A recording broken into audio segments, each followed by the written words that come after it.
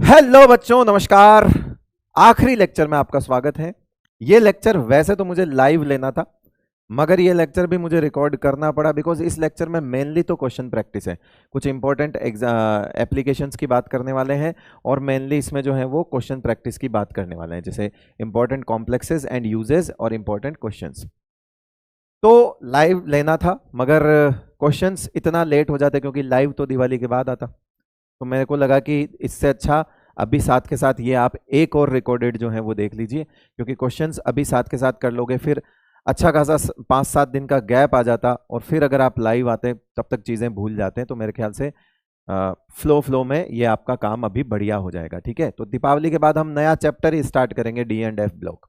चलिए, तो अब आपको इसमें आज करेंगे क्या, आज हम इसमें शुरू करेंगे। सबसे पहले तो इंपॉर्टेंट कॉम्प्लेक्स की बात करेंगे। ठीक है, तो उसके अंदर हमारे पास इंपॉर्टेंट कॉम्प्लेक्स में एक कॉम्प्लेक्स आता है, एक कंपाउंड है K4FeCN6। इस K4FeCN6 के बारे में क्या क्या इंपॉर्टेंट चीजें हैं वो देखो। पहली चीज तो ये कि ये जो है लैब रिएजेंट है। ये क्या है? Important important lab reagent.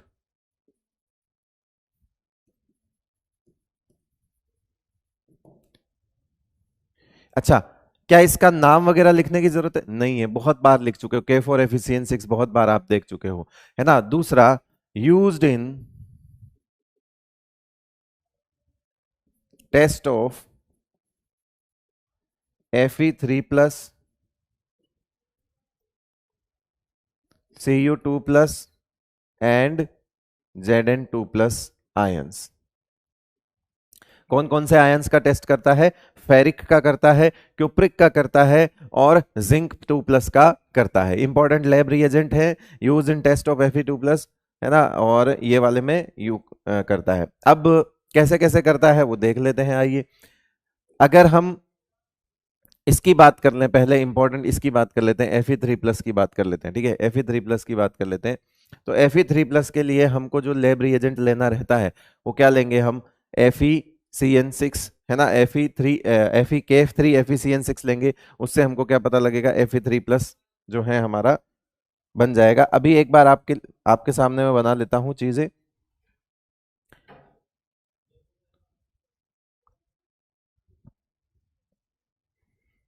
चलो, तो इसको देख लेते हैं कैसे कैसे इन तीनों के लिए टेस्ट होता है और क्या क्या कलर आता है, अभी देख लेते हैं, आइए।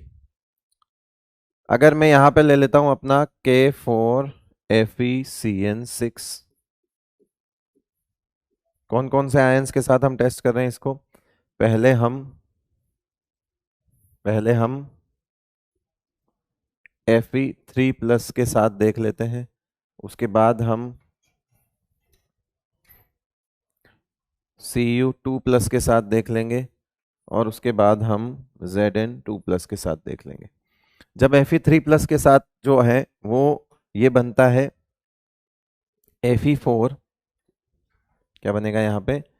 Fe4 यहाँ बनेगा, बाहर K4 की जगह Fe4 लिख दो, फिर बना दो FeCN6 और 3। ठीक है, FeCN6 और 3। इसका नाम होता है प्रशियन ब्लू। क्या नाम होता है इसका? Prussian blue.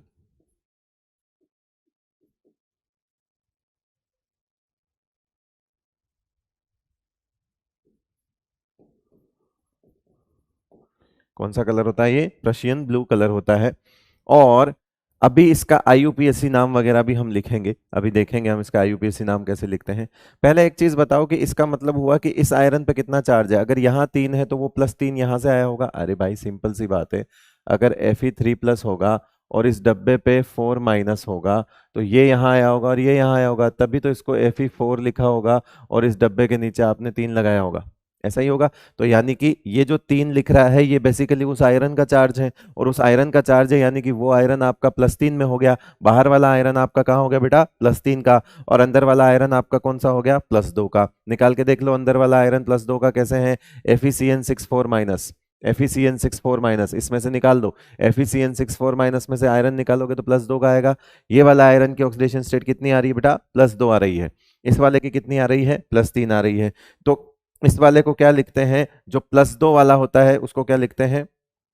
+2 वाले को लिखते हैं फेरो और इसको क्या लिखते हैं फेरी, है ना। जनरली हम क्या बोलते हैं, Fe+3 अगर होता है, मैं बता देता हूं, Fe+3 अगर होता है तो उसका नाम क्या लिखा जाता है बेटा, फेरी। और Fe+2 जो होता है उसका क्या लिखा जाता है, फेरो। तो पहले यहां बाहर क्या है, बाहर क्या है बेटा, बाहर है +2 वाला या +3 वाला, तो आंसर है +3 वाला। ठीक है, तो अंदर तो आयन छेड़ेगा नहीं, बाहर के आयन काउंटर आयन से चेंज होते हैं। तो अगर आप K4 FeCN6 लेते हो तो पोटेशियम हट जाता है और Fe3+ बैठ जाता है। तो पोटेशियम हट गया और Fe3+ बैठ गया, तो बाहर वाला +3 है, तो +3 वाले को बोला जाता है बेटा फेरी। तो ऐसे नाम बोलेंगे, पहले फेरी है, फिर फेरो है, फिर साइनाइड है। तो इसका एक और नाम क्या हो जाएगा बेटा, फेरी फेरो साइनाइड। क्या नाम हो जाएगा इसका, फेरी फेरो cyanide.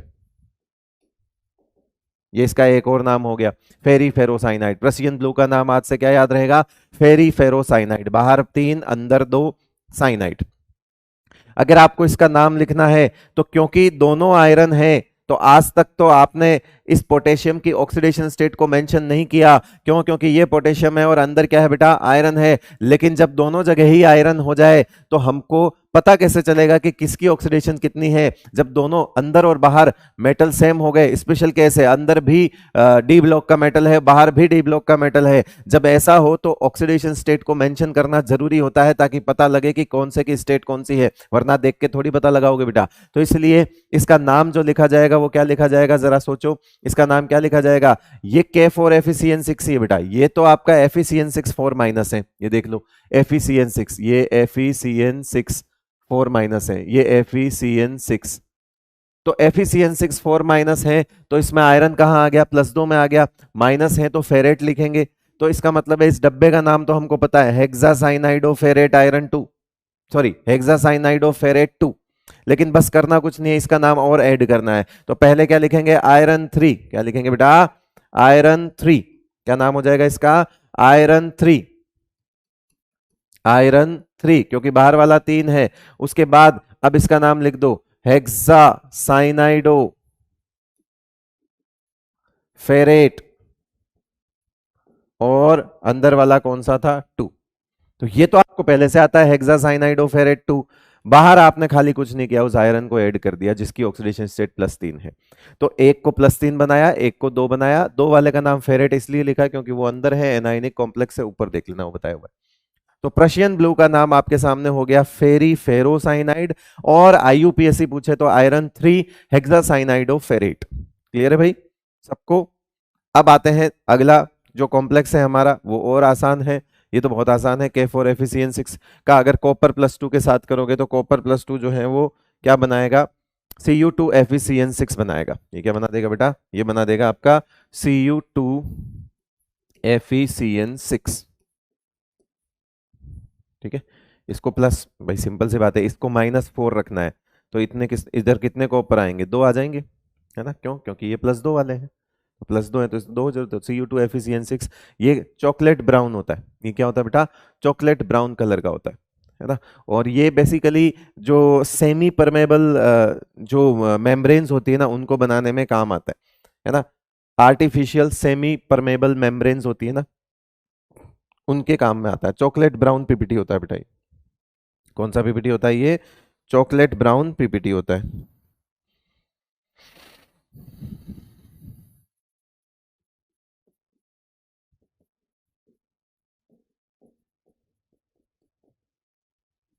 used in formation of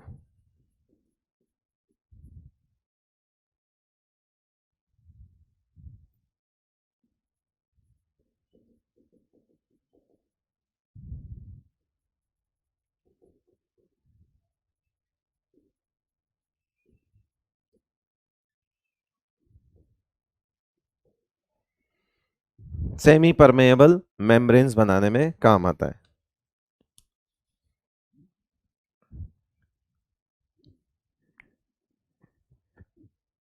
ठीक है भाई, नोट करो इसको फटाफट। Chocolate brown PPT use in the formation of artificial semi permeable membranes.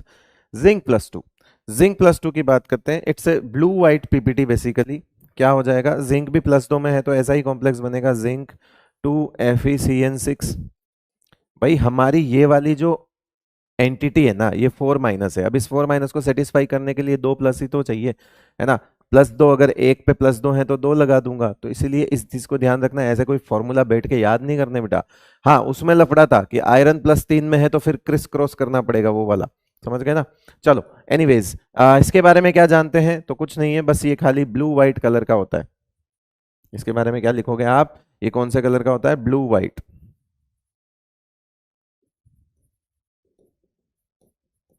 Blue white PPT होता है, ब्लू व्हाइट प्रेसिपिटेट होता है, ठीक है भाई। क्लियर है सबको?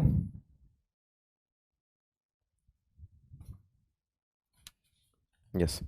इसमें एक चीज क्या देखा आपने, ये जो आयरन वाला टेस्ट है ना, वो सबसे ज्यादा इंपॉर्टेंट है, प्रशियन ब्लू वाला। और वो क्या बताता है कि आपने +2 से +3 का टेस्ट किया है, +2 से +3 का टेस्ट किया है। ये आपका लेब रिएजेंट है, इसमें आयरन आपका कहाँ बैठा हुआ है? +2 में। इसका ऑक्सीडेशन नंबर क्या है? +2 है, ठीक है। तो आयरन +2 से आयरन +3 का टेस्ट है ये, ठीक है। तो ये भी बहुत मतलब घुमाने वाली बात है कि प्रशियन ब्लू कब बनता है? During the test of iron +3 by the iron +2, ठीक है।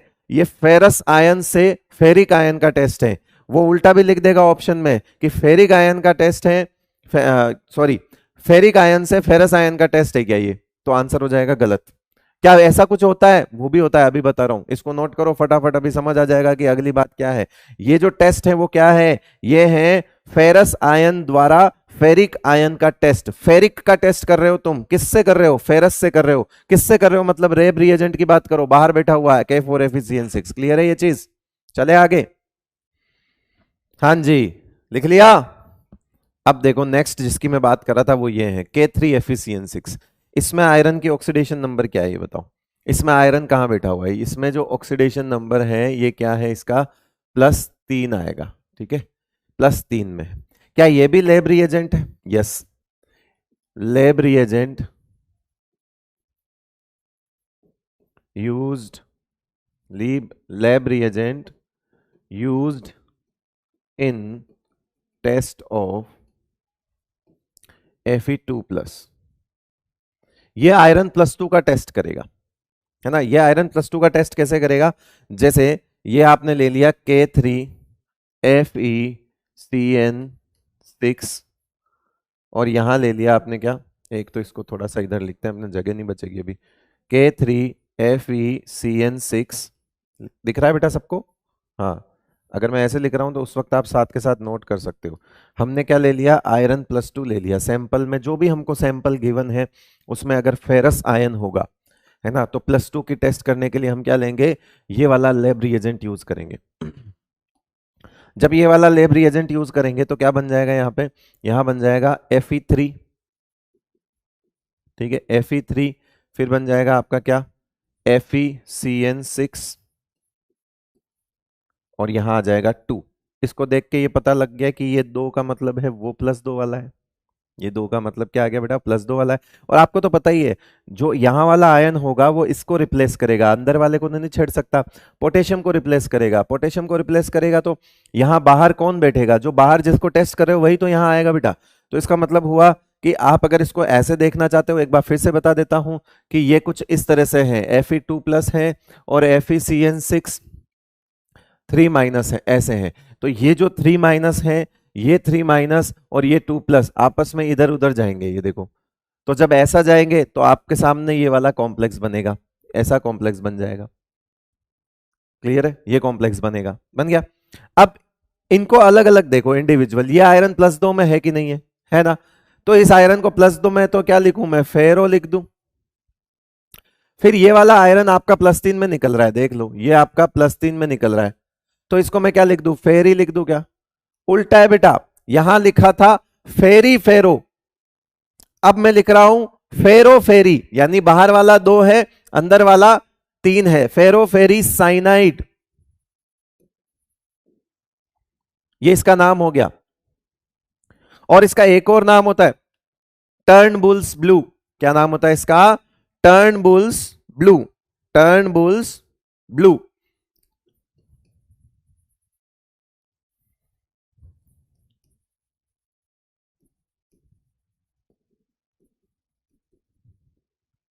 वो है प्रशियन ब्लू, प्रशियन बोल रहा हूं नालायकों, ये है टर्नबुल्स ब्लू।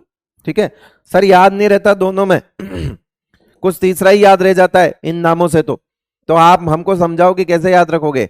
देखो रे, सिंपल सा जुगाड़, ये टू से याद स्टार्ट हो रहा है। कहां से शुरू हो रहा है ये? टू से। टी यू टू वाला Fe टू प्लस से स्टार्ट होता है। जुगाड़ खत्म। क्या? Fe टू प्लस, तभी तो फेरो बोला है, फेरो फेरी साइनाइड। अब एक का याद रह जाएगा तो दूसरा तो अपने आप याद रह जाएगा। आप कंफ्यूज कहां होगे प्रसियन ब्लू में कि बाहर वाला +2 था या बाहर वाला +3 था, यही कंफ्यूजन होगा। खत्म कर दिया मैंने वो कंफ्यूजन। टर्नबुल्स ब्लू को, टर्नबुल्स ब्लू को आप याद रख लो, टर्नबुल्स टीयू वाला 2 से शुरू होता है। टीयू वाला 2 से शुरू होता है। टीयू को 2 पढ़ो, 2 वाला 2 से शुरू होता है। ठीक है बेटा, अब याद रह जाएगा। ये लो, याद रखने का तरीका, याद रखने का तरीका ये लो। क्लियर है भाई? अब इसका आप आईयूपीएसी नाम लिख सकते हो। अरे वो तो बहुत आसान है, क्या करोगे अब इसका? देखो आयरन, क्या लिखोगे इसको? आयरन 2, क्योंकि बाहर 2 है। और इसका क्या लिखोगे? वही हेक्सा साइनाइडो, हेक्सा साइनाइडो। ये भी फेरेट ही होगा क्योंकि उस पे -4 था, इस पे -3 है, तो फेरेट ही आएगा। मेटल है तो माइनस ही आएगा मेटल। अगर एनायनिक कॉम्प्लेक्स है तो मेटल में 8 आएगा, फेरेट। लेकिन अंदर वाला ये अब आयरन 3 है, बस ये फर्क है। यहां फर्क है और यहां फर्क है, नाम बाकी दोनों का आईयूपीएसी सेम है, पहले वाले का। प्रशियन ब्लू का और टर्नबुल्स ब्लू का नाम सेम है, सिर्फ ऑक्सीडेशन स्टेट ही इंटरचेंज हो रही है। और वो ही याद रखने के लिए मैंने आपको तरीका दे दिया है। टर्नबुल्स ब्लू को 2 से शुरू होता है, 2 से शुरू कीजिए। ठीक है भाई, क्लियर है ये चीज? फटाफट नोट करो इसको, फटाफट, फिर आगे बढ़ते हैं। जल्दी करो, कुछ सेकंड का वक्त है बस। तो ये आपका किसका टेस्ट हुआ? Test of Fe2+ bye Fe3+, यही हुआ। ये क्या है आपका? Test of Fe2+ bye Fe3+, यही लिखोगे। तो इधर क्या लिखोगे फिर? इधर, इधर क्या लिखोगे? इधर ये, इसके लिए क्या लिखोगे? इधर क्या लिखोगे इसके लिए? कि test of Fe3+ bye Fe2+, दोनों में फर्क है, ध्यान रख लेना। ये वाला, ये 3+ का टेस्ट, इसका टेस्ट है 2 से, और इसमें उल्टा है, इसमें 2 का टेस्ट है 3 से। तो test of Fe2+ bye Fe3+, तो दोनों का फर्क देख लेना बेटा, कौन किसका टेस्ट कर रहा है। ये लाइन ही कंफ्यूज कर देगी आपको, तो है ना। एक ऑप्शन तो वो यहीं से बना देगा, उल्टा बना देगा, आपको लगे हाँ 2-3 ही तो चल रहा था, सब सही है। सब सही नहीं है, कौन किसका टेस्ट कर रहा है इंपॉर्टेंट है। जो रिएजेंट है वो इसके लिए, जो रिएजेंट के तौर पे यूज हो रहा है वो टेस्ट के लिए यूज हो रहा है, और सैंपल वो होता है जिसमें टेस्ट, जिसका टेस्ट करना है। ये सैंपल है, यहां जो रख रहे हो ना तुम, सैंपल है। This is sample ion and this is reagent. तो रिएजेंट करता है टेस्ट सैंपल का, तो Fe3+ है यहां पे, ये test of Fe2+ bye Fe3+, ये चीज है। और उधर ही उसे ऐसा ही उधर समझ लेना, मेरे ख्याल से इतना मुश्किल चीज तो नहीं है ना। और वैसे भी आईओसी तो बहुत आसान है ना, बहुत आसान है, इतनी आसान कि मतलब क्या बोले, ना पढ़ा है तो भी चलेगा, ऐसा ऐसा सा फील हो रहा है। बाकी सब्जेक्ट वाले लोग ऐसा ही करते रहते हैं, आईओसी कुछ नहीं है। एनटीए वालों ने भी ऊपर से चैप्टर काट दिए। सवाल 15 ही आएंगे बेटा, ठीक है, सवाल तो 15 ही आएंगे। अब 15 सवाल छोड़ दो, उसके बाद सिलेक्शन ले लो बिना आईओसी के, तो समझ आ जाता है मेरे को भी, कोई दिक्कत नहीं है।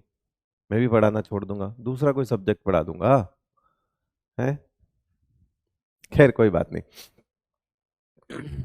ठीक है। किसी भी सब्जेक्ट को हल्का नहीं आंकना है बेटा, कोई बात नहीं। साल के शुरुआत में जो सबसे मुश्किल सब्जेक्ट होता है ना बेटा, वो सबसे अच्छा लग रहा होता है हमें कि कुछ करेंगे इसमें। मुश्किल कैसे? चैलेंजेस। साल का एंड आते आते, एग्जाम के नजदीक आते आते, जो सबसे सस्ता सब्जेक्ट होता है वही सबसे अच्छा लग रहा होता है कि यही तो आता है, बाकी तो आता ही नहीं। Yes, K3CuCN4, K3CuCN4। K3CuCN4 के बारे में क्या लिखोगे? देखो इसके बारे में क्या लिखेंगे, बेसिकली ये जो होता है ना, ये आपका कब बनता है, कब बनता है K3CuCN4 जो है वो आपका कब बनता है, फॉर्म्ड ये ड्यूरिंग, ये रिएजेंट नहीं है इसलिए मैंने लिखा है कि ये कॉम्प्लेक्स बनता है, यूज नहीं होता, बनता है during the test, during test of copper 2+ ions.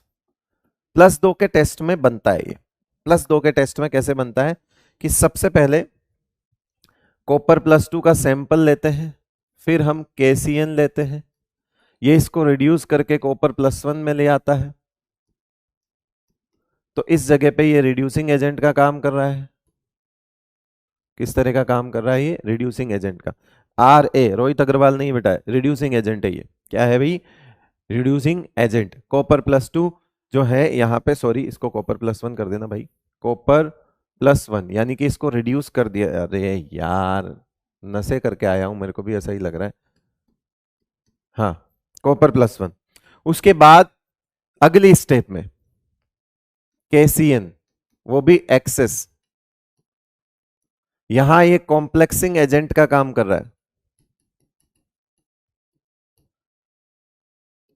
मतलब यहां जो साइनाइड आयन है वो लिगेंड की तरह काम करेगा, और यहां जो साइनाइड आयन है वो रिड्यूसिंग एजेंट की तरह काम करेगा। साइनाइड आयन के दो रोल प्ले हो रहे हैं, कौन से? पहली स्टेप में वो रिड्यूस कर रहा है कॉपर +2 को +2 से, लेकिन अगर बहुत ज्यादा KCN आपने ऑलरेडी मिलाया हुआ है तो दूसरी स्टेप में वो क्या करेगा, इसको ये बना देगा और बन जाएगा क्या? K3CuCN4, K3CuCN4 ये बन जाएगा बेटा, K3CuCN4 है ना। जब आप इसका H2S के साथ रिएक्शन करते हो, H2S के साथ, तो कुछ नहीं होता है, नो रिएक्शन। तो ये जो इसको बोला जाता है stable complex, stable complex, perfect complex with respect to H2S। किसी भी रिएजेंट के साथ कोई रिएक्शन नहीं करता है तो उसको परफेक्ट कॉम्प्लेक्स बोलते हैं। अब परफेक्ट और इनपरफेक्ट जो है वो सॉल्वेंट बेस्ड हो जाता है, रिएक्टेंट बेस्ड हो जाता है, सामने रिएजेंट क्या लिया उसके बेस्ड हो जाता है। तो यहाँ H2S के बेसिस पे इसको क्या बोला जाएगा बेटा? परफेक्ट कॉम्प्लेक्स बोला जाएगा। H2S के बेसिस पे स्टेबल कॉम्प्लेक्स, क्योंकि रिएक्शन नहीं हुई। वहीं पे अगर आप K2CdCN4 की बात करोगे, वहीं पे अगर आप बात करोगे K2CdCN4 की, तो पहली चीज formed during cadmium 2+ ion,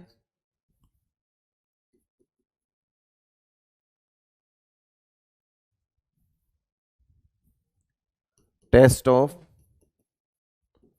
cadmium 2+ ion, cadmium 2+, इतना काफी है। अब देखो कुछ नहीं है यहां पे, कुछ नहीं लिखना, कैडमियम 2+ लिखना है, ठीक है। उसके बाद यहां लेना है आपको KCN, ठीक है।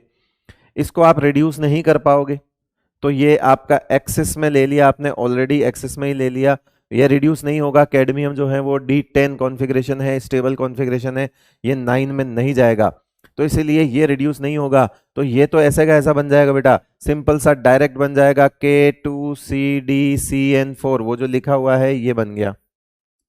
जब इसकी रिएक्शन H2S के साथ करी तो हमको CDS का येलो प्रेसिपिटेट मिला बेटा, CDS का येलो PPT। इसका मतलब हुआ इसको हम अनस्टेबल बोलेंगे, अनस्टेबल कॉम्प्लेक्स, क्योंकि H2S के साथ रिएक्शन कर गया और वो स्टेबल कॉम्प्लेक्स है। तो अगर आपसे स्टेबिलिटी कंपेयर करवाई दी जाए, अगर आपसे स्टेबिलिटी कंपेयर करवाई दी जाए तो बताओ K3CuCN4, K3CuCN4 ज्यादा स्टेबल होगा किससे? K2CdCN4 से। ये लो, अब ये इस बात का ये देखो, ये यहाँ कॉन्ट्रैरी हो गई चीज, क्या हो गया, कॉन्ट्राडिक्शन क्या हो गया। हम ये कहते थे कि मेटल पर चार्ज अगर ज्यादा है, मेटल पे चार्ज अगर ज्यादा है तो वो ज्यादा स्टेबल होगा। यहाँ मेटल पर +2 है, यहाँ मेटल पर +1 आ रहा है, इसकी ऑक्सीडेशन स्टेट कितनी आ रही बेटा, इसकी ऑक्सीडेशन स्टेट निकालोगे तो ये +1 में आ रहा है, और इसकी निकालोगे तो ये +2 में आ रहा है। इस हिसाब से +2 वाला ज्यादा स्टेबल होना चाहिए, हमने पढ़ा था। इस हिसाब से +2 वाला क्या होना चाहिए, ज्यादा स्टेबल होना चाहिए, है ना। तो स्टेबिलिटी ज्यादा होगी, बट मैंने कहा रिएजेंट के बेसिस पर स्टेबिलिटी अलग अलग आ जाती है। ये H2S के बेसिस पे रिएजेंट है। परफेक्ट और इनपरफेक्ट बोला गया है इन केस ऑफ H2S, मतलब on the basis of H2S reagent. तो आप कभी भी परफेक्ट कॉम्प्लेक्स और इम्परफेक्ट कॉम्प्लेक्स की डेफिनेशन अगर बोल सकते हैं, तो आप एक ही डेफिनेशन बोल सकते हैं कि किसी रिएजेंट के रेस्पेक्ट में अगर कोई कॉम्प्लेक्स नहीं टूटता है तो उसको परफेक्ट बोलते हैं, और टूट जाता है तो उसको इम्परफेक्ट बोलते हैं। बट पता है, ये डेफिनेशन कभी भी एक किसी के लिए परफेक्ट हो ही नहीं सकती। जो परफेक्ट और इनपरफेक्ट की डेफिनेशन है वो कभी परफेक्ट नहीं होती बेटा। कारण किसी रिएजेंट के रेस्पेक्ट में, यानी कि एक कॉम्प्लेक्स किसी एक रिएजेंट के साथ नहीं टूट रहा है, हो सकता है रिएजेंट बदल दूं वो टूट जाए। तो परफेक्ट और इनपरफेक्ट अकेला नहीं बोल सकते, ऐसा यूनिवर्सल चीज नहीं है। ये किसी सॉल्वेंट के रेस्पेक्ट में ही बोला जाएगा। क्लियर है बेटा। तो यहाँ H2S के रेस्पेक्ट में बात की है हमने, और ये दोनों ये सारे कॉम्प्लेक्स बहुत इंपॉर्टेंट है। ये जो थर्ड वाला कॉम्प्लेक्स है बेटा, ये आ चुका है, पूछा जा चुका है। तो अभी तक जो मैंने पढ़ाया है उसमें से ये बहुत ज्यादा इंपॉर्टेंट है एक तो, और एक पीछे जो मैंने सारे पढ़ाए हैं ये भी इंपॉर्टेंट है। मतलब अभी तो अगर ये फोर्थ वाला देखोगे तो इसको छोड़ दो भले ही, उस पे तो सवाल भी पूछा जा चुका है, थर्ड वाले पे तो सवाल भी पूछा जा चुका है, इस चीज का ध्यान रखना। चलो फटाफट नोट करो फिर आगे बढ़ते हैं जल्दी। चलिए नेक्स्ट कंपाउंड देखते हैं, 5 नंबर K2HgI4, है ना। K2HgI4 जो है वो आपका होता है नेस्लर्स रिएजेंट। क्या होता है इसका नाम, होता है नेस्लर्स रिएजेंट, है ना। नाम सुना होगा आपने ऑर्गेनिक में ये कभी पहले, नेस्लर्स रिएजेंट। इसके साथ जो बेसिक मीडियम हम जब इसको लेते हैं, इसको KOH बेसिक मीडियम में इसको बोला जाता है क्या, Nessler's reagent.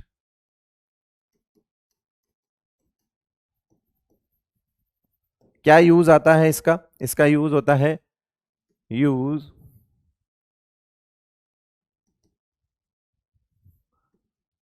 Test of ammonium ion, जिसको हम बोलते हैं जीरो ग्रुप कैटायन, है ना। अमोनियम आयन के टेस्ट में यूज होता है। ये हम सॉल्ट एनालिसिस में पढ़ेंगे भी, ये टेस्ट वहां पे कुछ नहीं है। ये अमोनियम आयन जब किसी सैंपल में अमोनियम होता है, अमोनियम आयन होता है, तो बेसिक मीडियम में अमोनियम जो है बेसिक मीडियम में क्या करता है, अमोनिया गैस रिलीज करता है। कौन सी गैस रिलीज करता है, अमोनिया गैस। ये अमोनिया गैस जो है जब K2HgI4 के साथ रिएक्शन करती है ना, ये जो अमोनिया गैस है ये K2HgI4 के साथ रिएक्शन करती है, तो ये क्या होता है बेसिकली, यहाँ पे एक ब्राउन पीपीटी आता है।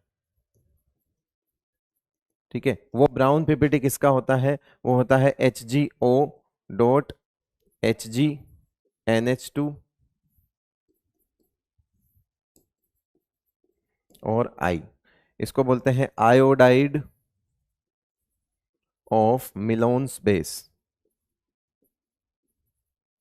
इसको क्या बोलते हैं, आयोडाइड ऑफ मिलोन्स बेस। ये ब्राउन पीपीटी होता है ना। ये जो आपका ब्राउन पीपीटी होता है, इस ब्राउन पीपीटी का फॉर्मूला ये होता है। इस ब्राउन पीपीटी का फॉर्मूला क्या होता है बेटा, ये फॉर्मूला होता है। फॉर्मूला आपसे कोई नहीं पूछेगा, बस इतना ध्यान रखना कि अमोनियम आयन का टेस्ट करते हैं तो नेस्लर्स रिएजेंट का यूज किया जाता है। क्लियर है, अमोनियम आयन का यूज करते हैं तो इसका टेस्ट किया जाता है। ठीक है, हमेशा एक चीज का ध्यान रखना बेटा, अमोनियम आयन को जब भी बेसिक मीडियम मिलता है तो वो अमोनिया गैस बनती है। तो मैंने आपको इसको 2 स्टेप में लिखा है, बेसिकली ये 2 स्टेप में होती नहीं है। ये ओवरऑल रिएक्शन कैसी होती है, ये ओवरऑल रिएक्शन एक साथ ऐसी होती है, एक साथ ही ऐसी होती है कि आपका सैंपल अमोनियम आयन होगा, साथ में आप K2HgI4 ले लोगे, और साथ में आप KOH ले लोगे। ठीक है, तो ये एक साथ रिएक्शन होती है ऐसी, और इसकी वजह से ब्राउन पीपीटी आता है। मैंने आपको दो टुकड़ों में करवाया है।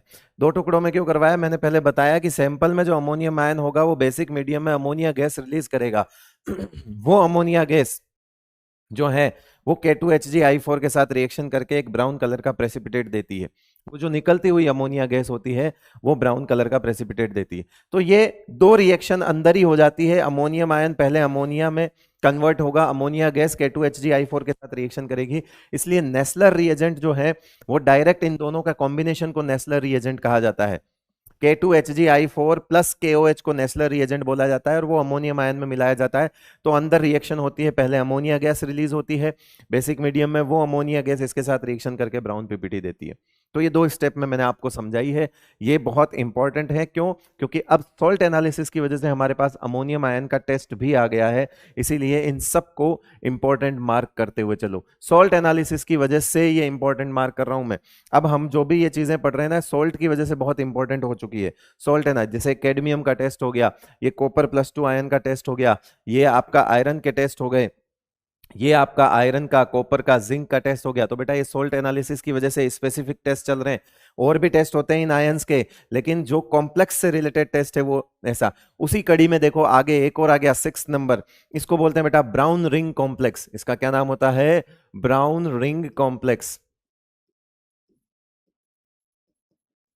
भी बहुत डेलिकेट टेस्ट होता है, बहुत आराम आराम से किया जाता है।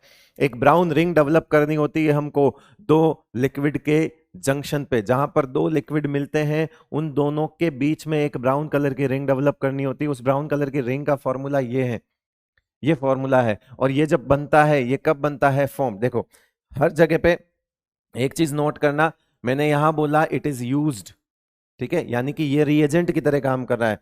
यहां कॉम्प्लेक्स बन रहा है, तो यहां पे फर्क देख लेना, फॉर्म्ड ड्यूरिंग, बहुत इंपॉर्टेंट है, during the test of nitrate and nitrite ions. Nitrate and nitrite ion, नाम याद रखना बेटा, इसको नाइट्रेट बोलते हैं और इसको क्या बोलते हैं? नाइट्राइट। तो नाइट्रेट और नाइट्राइट में फर्क होता है दोनों के केस में। Yes, brown ring complex test जो होता है, ब्राउन रिंग कॉम्प्लेक्स जो है वो नाइट्रेट और नाइट्राइट दोनों के टेस्ट में यूज होता है। हाँ, ज्यादातर नाइट्रेट के लिए करते हैं इसको, बट नाइट्राइट में भी यूज होता है। फर्क एक दो स्टेप का होता है और वो चीज हम सॉल्ट एनालिसिस में ही क्लियर करेंगे, यहां नहीं करेंगे। बाकी इसका नाम मैंने लिख ही दिया था, IUPAC नाम आपके नोट्स में लिखा हुआ है। स्पेशल केस में जब आयरन और वो दोनों साथ होते हैं तो कौन सा क्या होता है वो आपको पता होगा, आपके नोट्स में है, आपने पढ़ा होगा, इसी चैप्टर में करवाया हुआ है, आपको अच्छे से चीज पता होगी। बाकी इसके टेस्ट की अगर बात करें तो सिंपल सा है, FeSO4 के साथ टेस्ट करते हैं पहले नाइट्राइट का। जैसे नाइट्राइट के लिए अगर मैं ले लूं, है ना, नाइट्रेट के लिए अगर मैं ले लूं, ठीक है, एक बार इसको नोट करो फटाफट।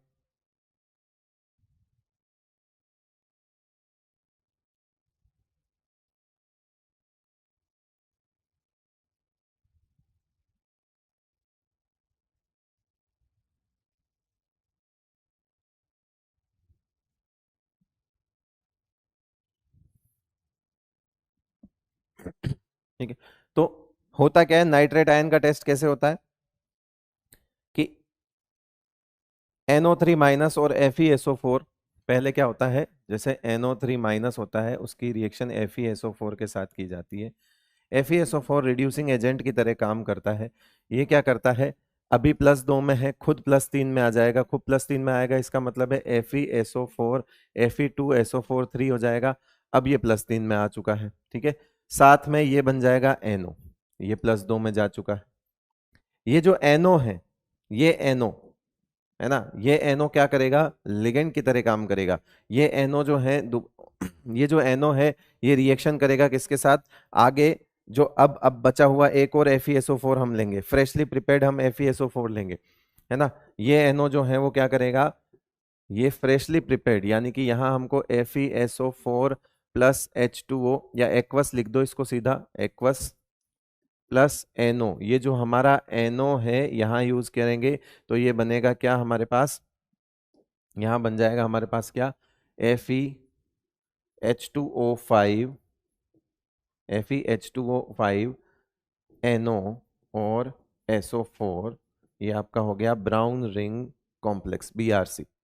नाइट्रेट के लिए मैंने बता दिया, नाइट्राइट के लिए हम जब सॉल्ट एनालिसिस पढ़ेंगे तब कर लेंगे, है ना। फॉर नाइट्रेट मैंने बता दिया है, दोनों के लिए यूज होता है। फॉर नाइट्रेट, नाइट्रेट के लिए टेस्ट ऑफ नाइट्रेट, है ना, या टेस्ट फॉर नाइट्रेट लिख दिया मैंने।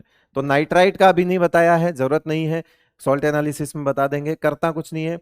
नाइट्रेट जो भी होगा सैंपल में, उसकी रिएक्शन FeSO4 के साथ करेंगे, वो नाइट इसको NO में कन्वर्ट कर देगा। ये NO FeSO फिर ये अलग से लेना है, ये दूसरा वाला है, ये फ्रेशली प्रिपेयर्ड लेना है। ये तो काम आ गया बेटा, आयरन +2 से +3 में चेंज हो गया, वो वाला अलग है, वो काम आ गया। ये नया वाला है, इसमें आयरन +2 में है।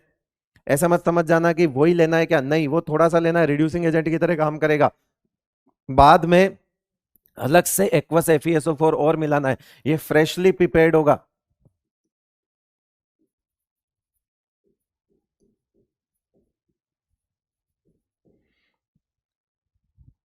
ये फ्रेशली क्या होगा, प्रिपेयर्ड होगा। तो इस चीज का ध्यान रख ले बेटा कि फ्रेशली प्रिपेयर्ड लेना है हमको। ठीक है, नोट करो इसको।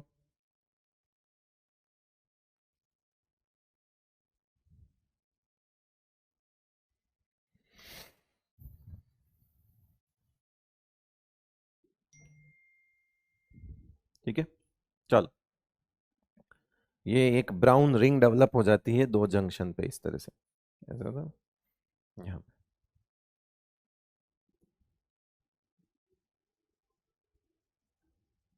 इस तरह से दो जंक्शन पे रिंग डेवलप हो जाती है, और ऊपर नीचे जो होता है वो सॉल्यूशन भरा रहता है हमारा। तो सॉल्यूशन में एक ब्राउन रिंग डेवलप हो जाती है, ब्राउन रिंग कॉम्प्लेक्स, बहुत इंपॉर्टेंट है, वेरी वेरी इंपॉर्टेंट। हालांकि हम ये सब चीजें वापस करने वाले हैं, तो इसकी चिंता तो बिल्कुल भी मत करो, क्योंकि हम सॉल्ट एनालिसिस चैप्टर जो पढ़ेंगे प्रैक्टिकल केमिस्ट्री वाला, जो कि इस साल ऐड हुआ है, उसमें ये चीजें आ ही जाएंगी। नेक्स्ट आता है ये वाला, ये रीएजेंट है, lab reagent use in the test of sulphide ion. क्या बोलते हैं इसको, सल्फाइड आयन। सल्फाइड आयन के टेस्ट में यूज होता है। कैसे, जब Na2FeCN5NO की रिएक्शन किसी सैंपल में सल्फाइड आयन में होती है, तो वहां बन जाएगा NaFeCN5 और NOS, ऐसा कॉम्प्लेक्स बन जाएगा। क्या बन जाएगा, Na4FeCN5NOS। ये रेड ब्राउन कलर का होता है, और वो पर्पल या वॉयलेट कलर का होता है।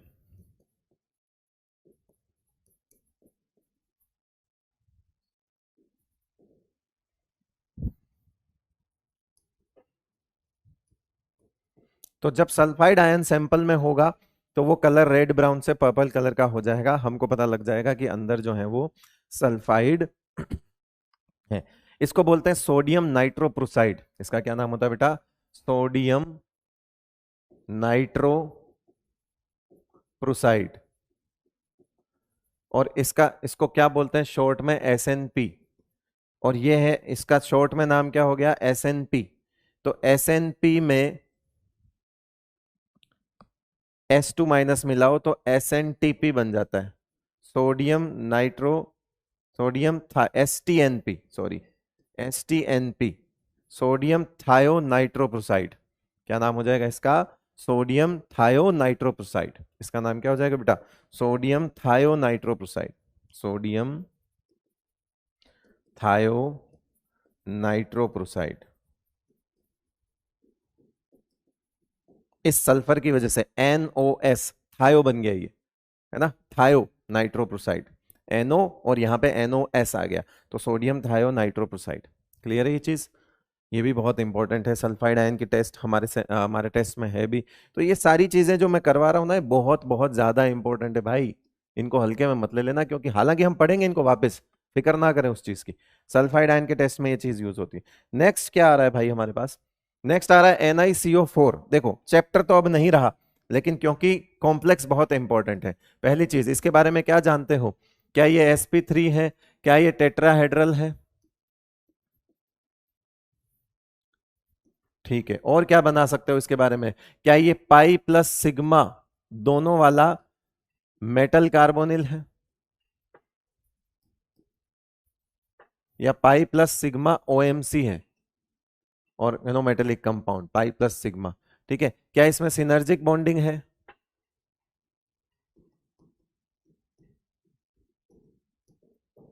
ना, सिनर्जिक बॉन्डिंग है इसमें। दूसरा, इसके बारे में और क्या जानते हो? और क्या है? ये डायामैग्नेटिक कॉम्प्लेक्स है।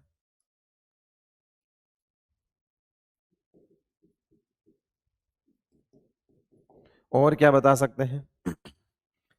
Formed during the purification process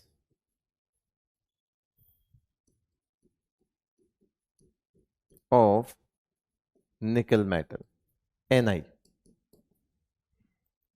है ना। और वो भी कौन सा होता है? मॉन्ड्स प्रोसेस।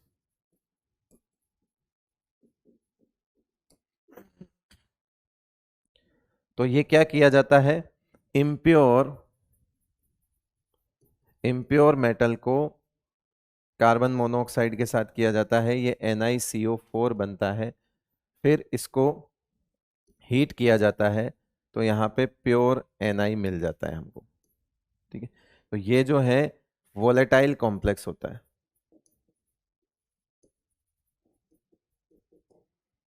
ये जो है रीएजेंट होता है। तो बेसिकली NiCO4 कब बनता है? जब हम Ni की प्यूरिफिकेशन करते हैं। निकल का प्यूरिफिकेशन जब हम करते थे, मेटलर्जी में करते थे बेटा, लेकिन मेटलर्जी तो अब रहा नहीं, बट ठीक है, ये कॉम्प्लेक्स बहुत इंपॉर्टेंट है, तो इसके बारे में ये पूछा जा सकता है। तो NiCO4 के बारे में आपको ये सारी चीजें पता होनी चाहिए, बहुत इंपॉर्टेंट कॉम्प्लेक्स है। ठीक है, बता दिए सारी चीज। नेक्स्ट पे आ जाओ फटाफट। 9 नंबर, PbEDTA2 माइनस, लेड का EDTA कॉम्प्लेक्स है ना। ये होता है, इसका यूज क्या है? Used in the treatment of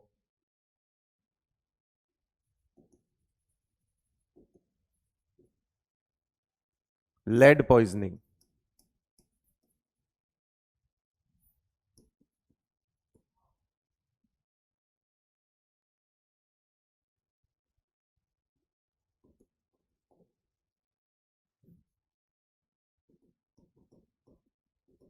हाँ जी, लेड पॉइजनिंग में यूज होता है। कौन सा वाला? आपका EDTA कॉम्प्लेक्स। कौन सा EDTA? Lead EDTA। यूज नहीं होता, सॉरी, फॉर्म्ड होता है। इसको वापस सही कर देना।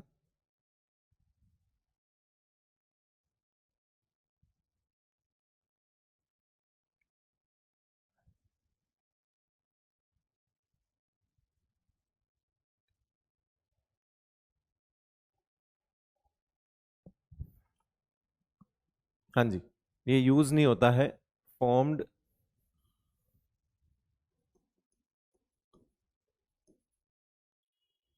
During treatment of lead poisoning. During poisoning, lead poisoning. ठीक है भाई, हाँ, अब सही है। लेड पॉइजनिंग कैसे? कैल्शियम EDTA के कॉम्प्लेक्स, कैल्शियम EDTA का जो अपना ये होता है, कैल्शियम EDTA, जैसे कैल्शियम EDTA के इंजेक्शन यूज किए जाते हैं, कैल्शियम EDTA के इंजेक्शन यूज किया जाता है, कैल्शियम EDTA2 माइनस। ठीक है भाई, और यहाँ पे अगर बॉडी के अंदर लेड है, बॉडी के अंदर क्या है? लेड पॉइजनिंग है, तो वो क्या करेगा? लेड को अंदर चिपका लेगा और EDTA कैल्शियम को बॉडी में रिलीज कर देगा, कैल्शियम को रिलीज कर देगा, लेड को यहां लगा के कैल्शियम को रिलीज कर देगा। तो बेसिकली ये जो है, ये use in form of injection, ये इंजेक्शन होते हैं जो मार्केट में मिलते हैं, कैल्शियम EDTA के जो इंजेक्शन होते हैं वो मार्केट में मिलते हैं बेटा, है ना। और उनको लेड पॉइजनिंग में यूज किया जाता है। तो बॉडी में जो लेड होता है वो लेड कॉम्प्लेक्स की फॉर्म में निकाल देता है और बॉडी में क्या रिलीज कर देता है बेटा, बॉडी में आपका ये मैंने शायद कल भी आपको ये चीज कहीं तो लिख के दी थी, मुझे याद है, शायद हमने यहाँ कहीं पढ़ा था, EDTA is used in the treatment of lead poisoning. Yes, ये रहा, सही है। कल वाले में स्लाइड में भी ये चीज थी, कल वाली स्लाइड में ये काफी चीजें थी, बस आज इनको थोड़ा सा डिटेल में चला रहे हैं हम, और कुछ नहीं है। ये देखो, ये एक स्क्वायर प्लेनर कॉम्प्लेक्स है,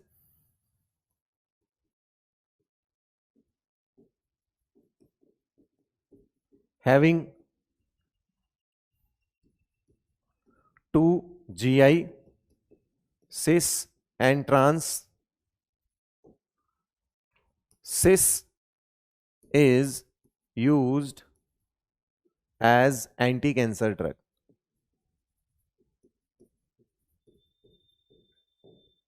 Cis is used as anti-cancer drug. Cisplatin, क्या बोलते हैं उसको, कॉमनली उसका नाम क्या होता है, सिस्प्लेटिन। जैसे ये रहा आपका PT,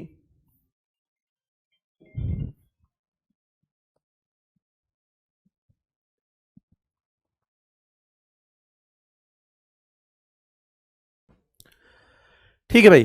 तो एंटी कैंसर ड्रग कौन सी होगी, सिस्प्लेटिन। हालांकि इसको, इसके डेरिवेटिव्स जो हैं वो यूज किए जाते हैं आजकल, इसके डेरिवेटिव्स यूज किए जाते हैं, ये थोड़ी सी साइड इफेक्ट इसके ज्यादा है, इसलिए सिस्प्लेटिन अब एंटी कैंसर के प्योरली सिस्प्लेटिन यूज नहीं किया जाता, इसके डेरिवेटिव्स यूज किए जाते हैं।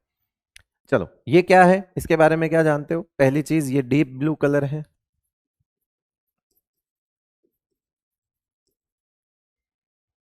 कॉम्प्लेक्स होता है, और कब बनता है, formed by the reaction of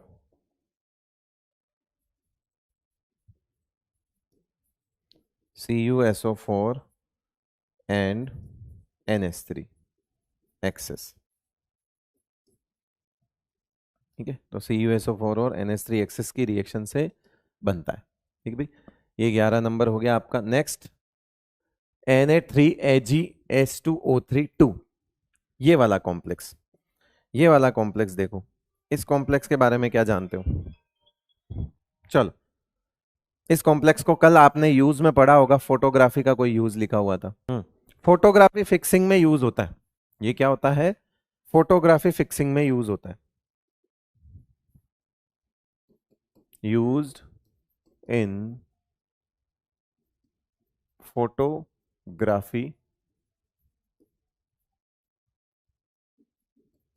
fixing. पुराने जमाने में जो फोटो होते थे, रील वाले, रील के फोटो, आज की तारीख में नहीं, डिजिटल वाले में नहीं, पुराने जमाने में जो फोटो होते थे उनमें एक रील होती थी, रील, है ना। डिसॉल्व अनडीकंपोज्ड AgBr, AgBr में अनडीकंपोज्ड AgBr को क्या करता है, ये करता है।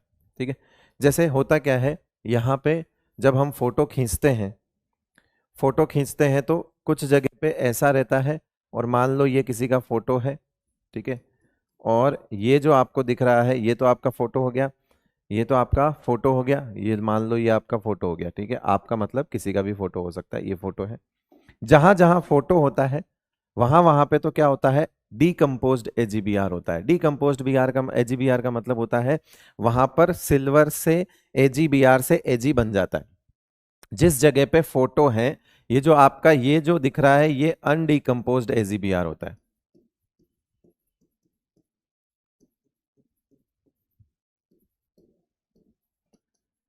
तो ये जो आपकी इमेज है ना, ये दिखेगी कब, जब आप साइड वाले AgBr को रील पे से हटाओगे। और रील पे से हटाने के लिए, क्योंकि AgBr क्या होता है, प्रेसिपिटेट होता है बेटा। AgBr क्या होता है, प्रेसिपिटेट होता है। कौन से कलर का, येलो कलर का प्रेसिपिटेट होता है ना, पेल येलो टाइप का प्रेसिपिटेट होता है AgBr का।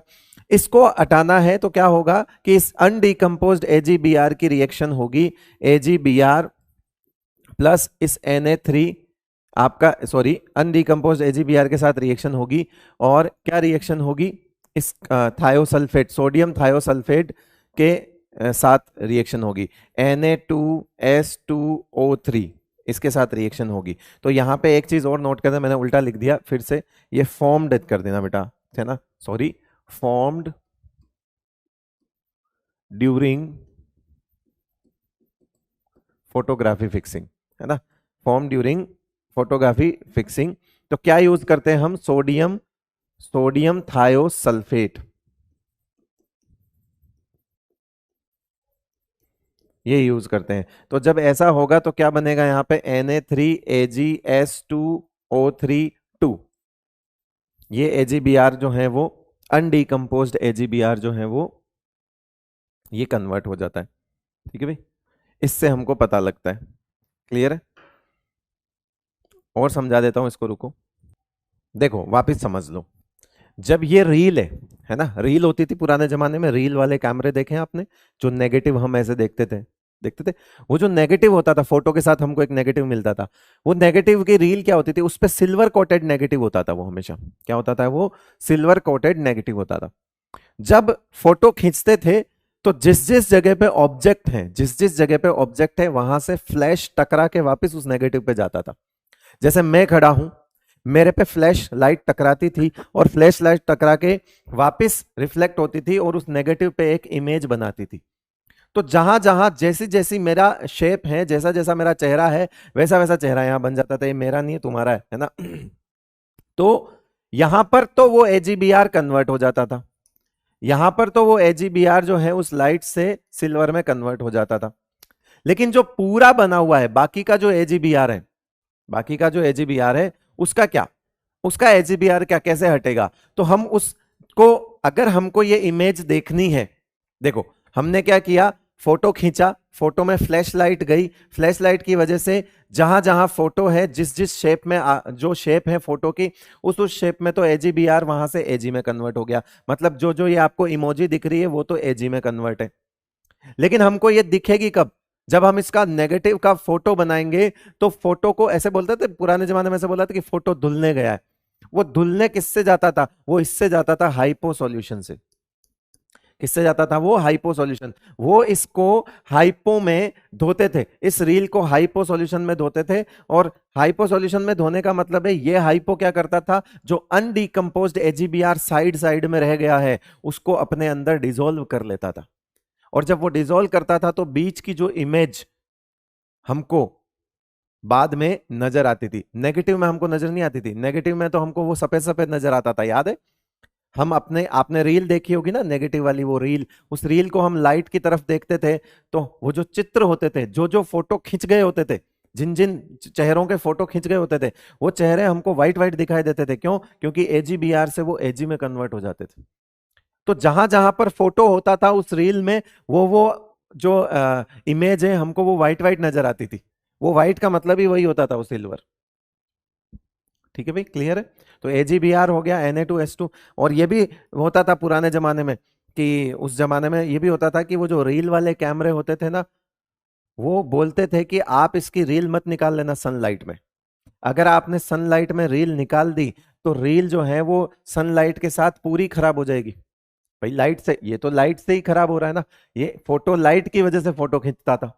अब अगर आप रील खोल दोगे धूप में तो वो तो पूरी रील ही खराब हो जाती थी। तो बहुत सारे फोटो ब्लर्ड हो जाते थे, याद करो किस वजह से, जब हम उसकी रील खोल देते थे। और ये जो हाइपो सॉल्यूशन के साथ धुलने का काम होता था ना बेटा, वो किसी अंधेरे कमरे में होता था, अंधेरे वाले कमरे में होता था जहां लाइट नहीं होती थी। क्यों, क्योंकि अगर उनको फोटो धोना है, फोटो की फिक्सिंग करनी है, तो लाइट नहीं होनी चाहिए, वरना वो खराब हो जाएगा आपका AgBr, सारा लाइट से खराब हो जाएगा।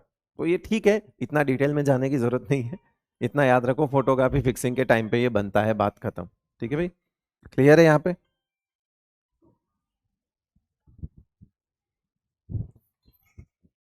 चलो।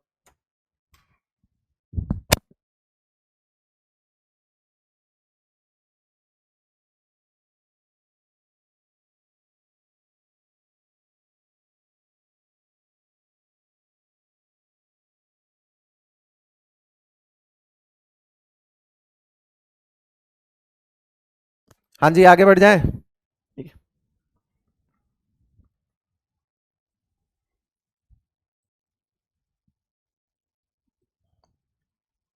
Form during the photography fixing, है ना।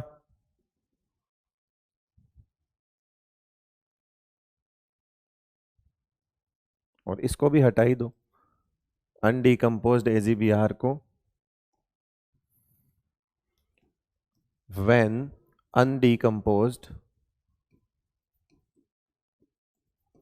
AgBr is dissolved into Na2S2O3, hypo, hypo solution बोलते हैं, सोडियम थायोसल्फेट, है ना। Formed during photography fixing when undecomposed AgBr dissolve into Na2S2O3, तब वो बनता है वो कॉम्प्लेक्स। ठीक है भाई, क्लियर है। चलें आगे, नेक्स्ट NiDMG2। इसके बारे में बहुत कुछ आप ऑलरेडी लिख चुके हो, कब बनता है ये आपके लिए होमवर्क दे रहा हूं, है ना। ऑलरेडी डिस्कस्ड है, नोट्स में लिखा हुआ है, नोट्स में लिखा हुआ है, ये पहले से लिखा हुआ है, आपके पास सब कुछ है इसके बारे में, आप पहले से जानते हैं। हर चीज इस कॉम्प्लेक्स के बारे में बता रखी है, कब बनता है कब नहीं बनता है। Ni+2 के टेस्ट में बनता है, स्क्वायर प्लेनर होता है, ऑप्टिकली एक्टिव इनएक्टिव क्या होता है क्या नहीं होता है, DsP2 होता है, सब बता रखा है, रोजी रेड PPT होता है, सिमेट्रिकल एच बॉन्डिंग होती है, सब ठीक है, टोटल चीज आपके सामने है। फिर आ गया 10वां नंबर, सॉरी 14 नंबर, ये कॉम्प्लेक्स, ये दोनों कॉम्प्लेक्स, ये इनके लिए लिख देते हैं formed during the extraction process, extraction of Ag and Au, है ना। और वो भी कौन सा process, MacArthur Forrest cyanide process, MacArthur cyanide process, Forrest cyanide process के टाइम पे बनता था ये, है ना। जैसे जिंक के साथ रिएक्शन करवाते थे, इससे जो होता है ना, तो कि Ag2S है, ठीक है। Ag2S की रिएक्शन अगर आप किसके साथ करवाते थे NaCN, ठीक है, प्लस H2O प्लस O2, ऐसी रिएक्शन करवाते थे तो बनता था NaAgCN2, ठीक है, ये बनता था। फिर इसकी जिंक के साथ रिएक्शन करवाते थे तो बनता था Na2ZnCN4, और साथ में क्या बनता था, सिल्वर प्रेसिपिटेट बनता था। तो दो तरह के कॉम्प्लेक्स हैं, आपको दोनों याद रखने हैं, ये वाला कॉम्प्लेक्स भी याद रखना है, ये वाला कॉम्प्लेक्स भी याद रखना है। ये रिड्यूसिंग एजेंट की तरह काम करता था, ये ऑक्सीजन ऑक्सीडाइजिंग एजेंट की तरह काम करता था, साथ में यहाँ पे Na2SO4 बनता था।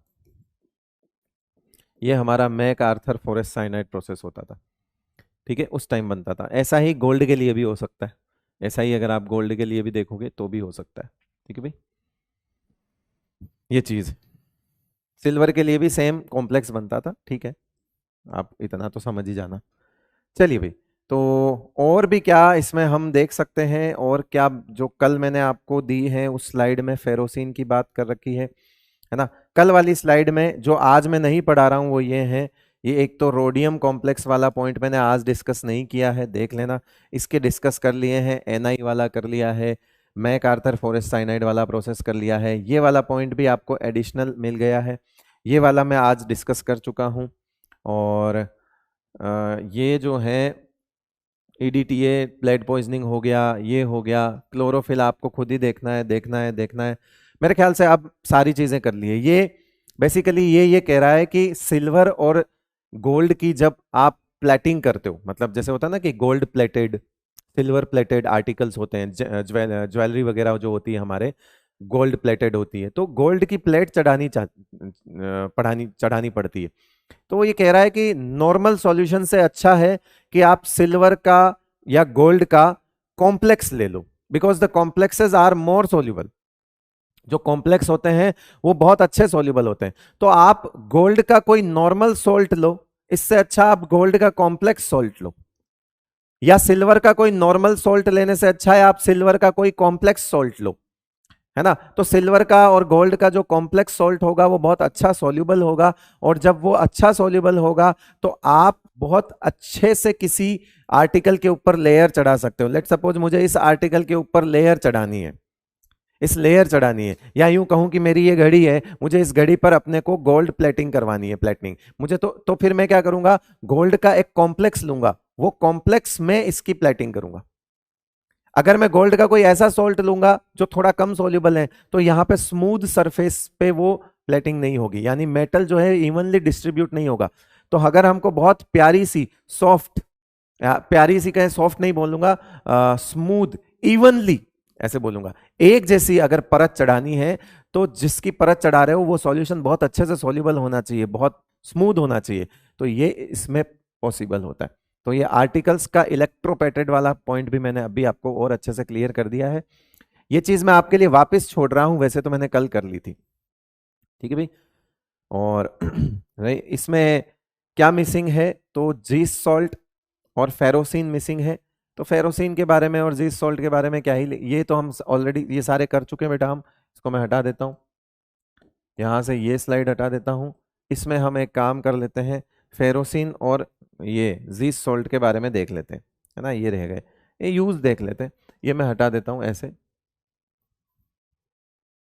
क्योंकि ये हम कर चुके हैं डिस्कस।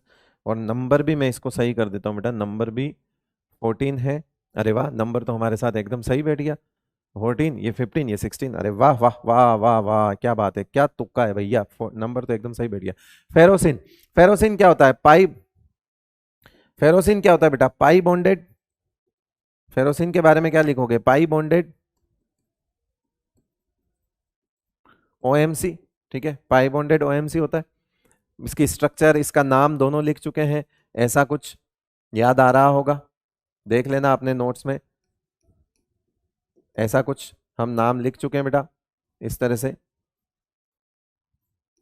ये अपना पाई कॉम जो है, इस तरह से सैंडविच कॉम्प्लेक्स बोलते हैं, पाई बॉन्डेड ओएमसी होता है, ठीक है। फेरोसिन पाई बॉन्डेड ओएमसी होता है, और फेरोसिन जो है वो, फेरोसिन जो है उसका यूज क्या होता है, फेरोसिन को भी कुछ मेडिकल यूज ही किया जाता है, मतलब फेरोसिन में भी कुछ मेडिकल यूजेस होता है, बाकी तो इसका कोई एनसीईआरटी में तो गिवन यूज नहीं है। और जीस सॉल्ट का फॉर्मूला भी हम देख चुके हैं, जीस सॉल्ट को भी एंटी कैंसर के ड्रग के यूज पे यूज किया जा सकता है ना। ये भी मैंने इसका फॉर्मूला और इसका नाम दोनों लिखवा रखा है, ऑलरेडी नाम डिस्कस कर रखा है। तो फेरोसिन और जीस सॉल्ट का यूज भी जो कोई मेडिकेटेड यूज है, जैसे फेरोसिन तो वेक्टर की तरह काम करते हैं ये बहुत सारी जगह पे, हाँ जी। तो ये दोनों के यूज कहीं ना कहीं एंटी कैंसर ड्रग के रूप में यूज होता है, used as anti cancer drug,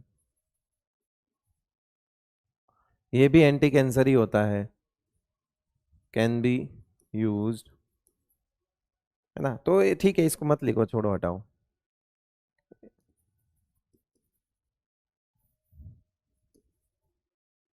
used as anti cancer drug, ठीक है, ठीक है, इसके लिए इतना नहीं, बाकी मैंने इनके नाम और स्ट्रक्चर वगैरह बता रखी है, तो इसकी चिंता ना करें, इसे भगा नहीं रहा हूं।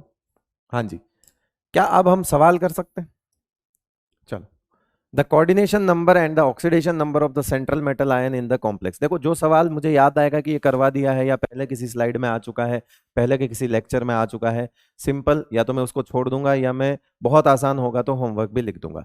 फिलहाल देखिए, the coordination number and the oxidation number of the central metal ion in the complex. Complex जो है वो, इसमें हमको कोऑर्डिनेशन नंबर ढूंढना है। कोऑर्डिनेशन नंबर तो सीधा दिख रहा है, 4 हो गया। ऑक्सीडेशन नंबर सीधा दिख रहा है कि इसकी वजह से 0 और बाहर 0 और +2 मतलब +2, तो coordination number 4, coordination number 4, oxidation number 4 काट दो, कोऑर्डिनेशन नंबर 4, ऑक्सीडेशन नंबर +2, तो ये हो गया आपका आंसर, ठीक है। बहुत आसान सवाल, बच्चों वाला सवाल।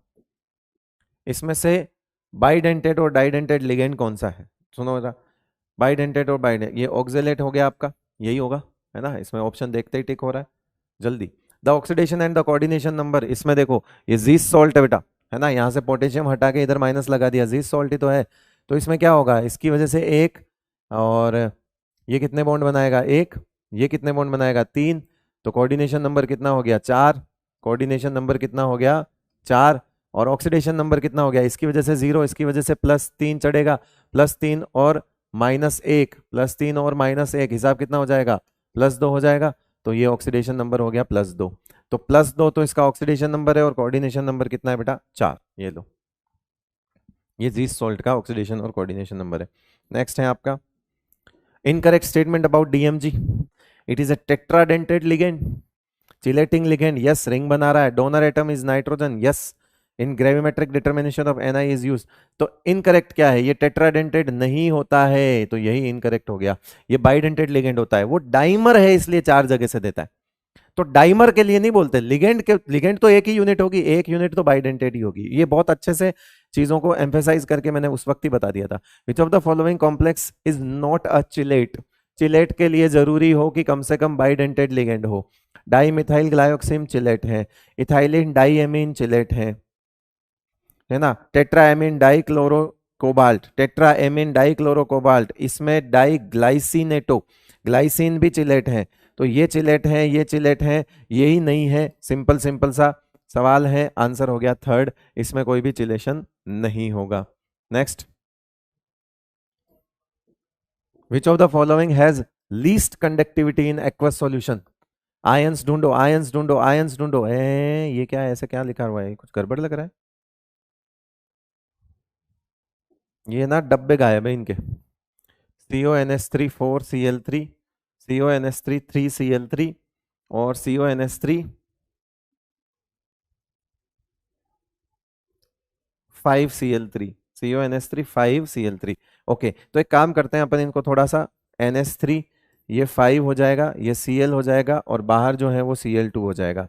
यहाँ देखते हैं CO, ये NH3, ये 6 हो जाएगा, और बाहर सारे के सारे Cl3 हो जाएंगे। यहाँ देखिए CONH3, ये 3 है, तो 3 ही अंदर आ जाएंगे, ये कुछ नहीं बचेगा। CONH3 ये कितने हैं, 4 हैं, तो 2 Cl अंदर आएंगे, 1 Cl बाहर हो जाएगा। हमने इनके फॉर्मूले बना लिए अच्छे से। अब देखो लीस्ट कंडक्टिविटी, तो इसमें 0 आयंस है, इसमें 0 आयंस है, तो आंसर हमारा यही हो जाएगा सेकंड वाला। आंसर कौन सा हो जाएगा बेटा, सेकंड।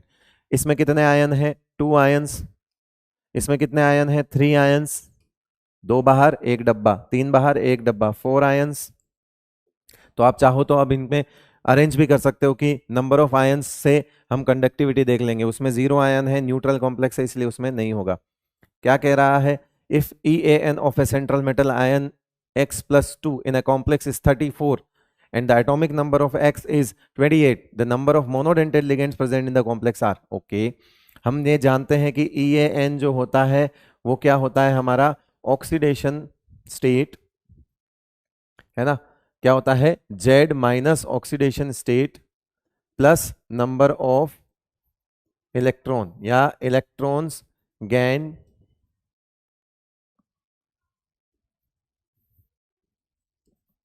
Bye ligand.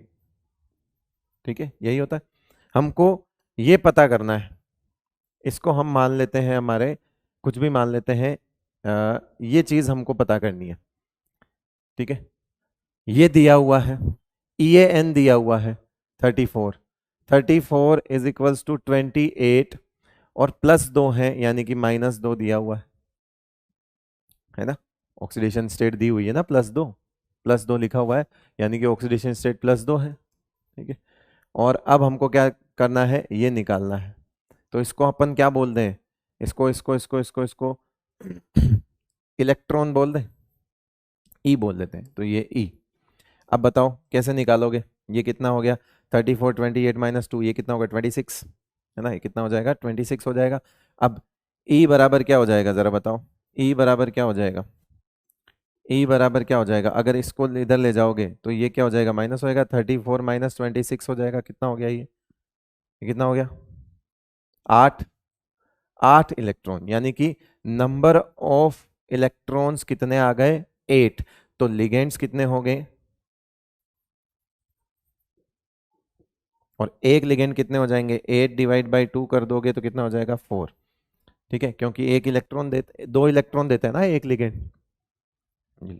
आंसर हो गया 4। ये सवाल तो समझ आया, इतना मुश्किल नहीं है ये, मैं मानता हूं, लेकिन मैंने आपको समझाने के लिए इसको मुश्किल बना दिया।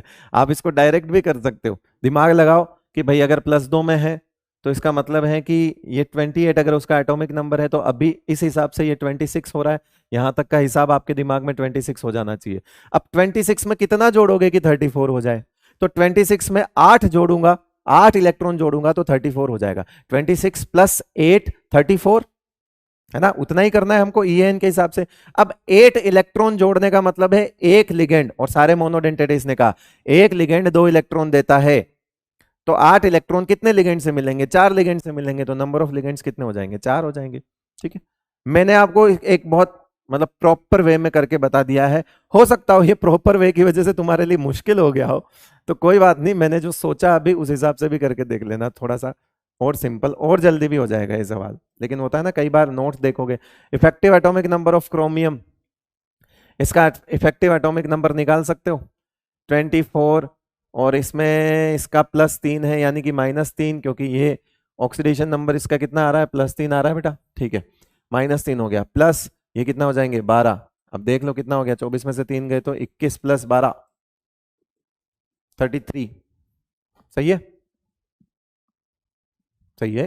क्रोमियम का एटॉमिक नंबर 24, -3 करोगे क्योंकि +3 में है, और +3 में है तो देख लो 24 -3 कितना हो जाएगा?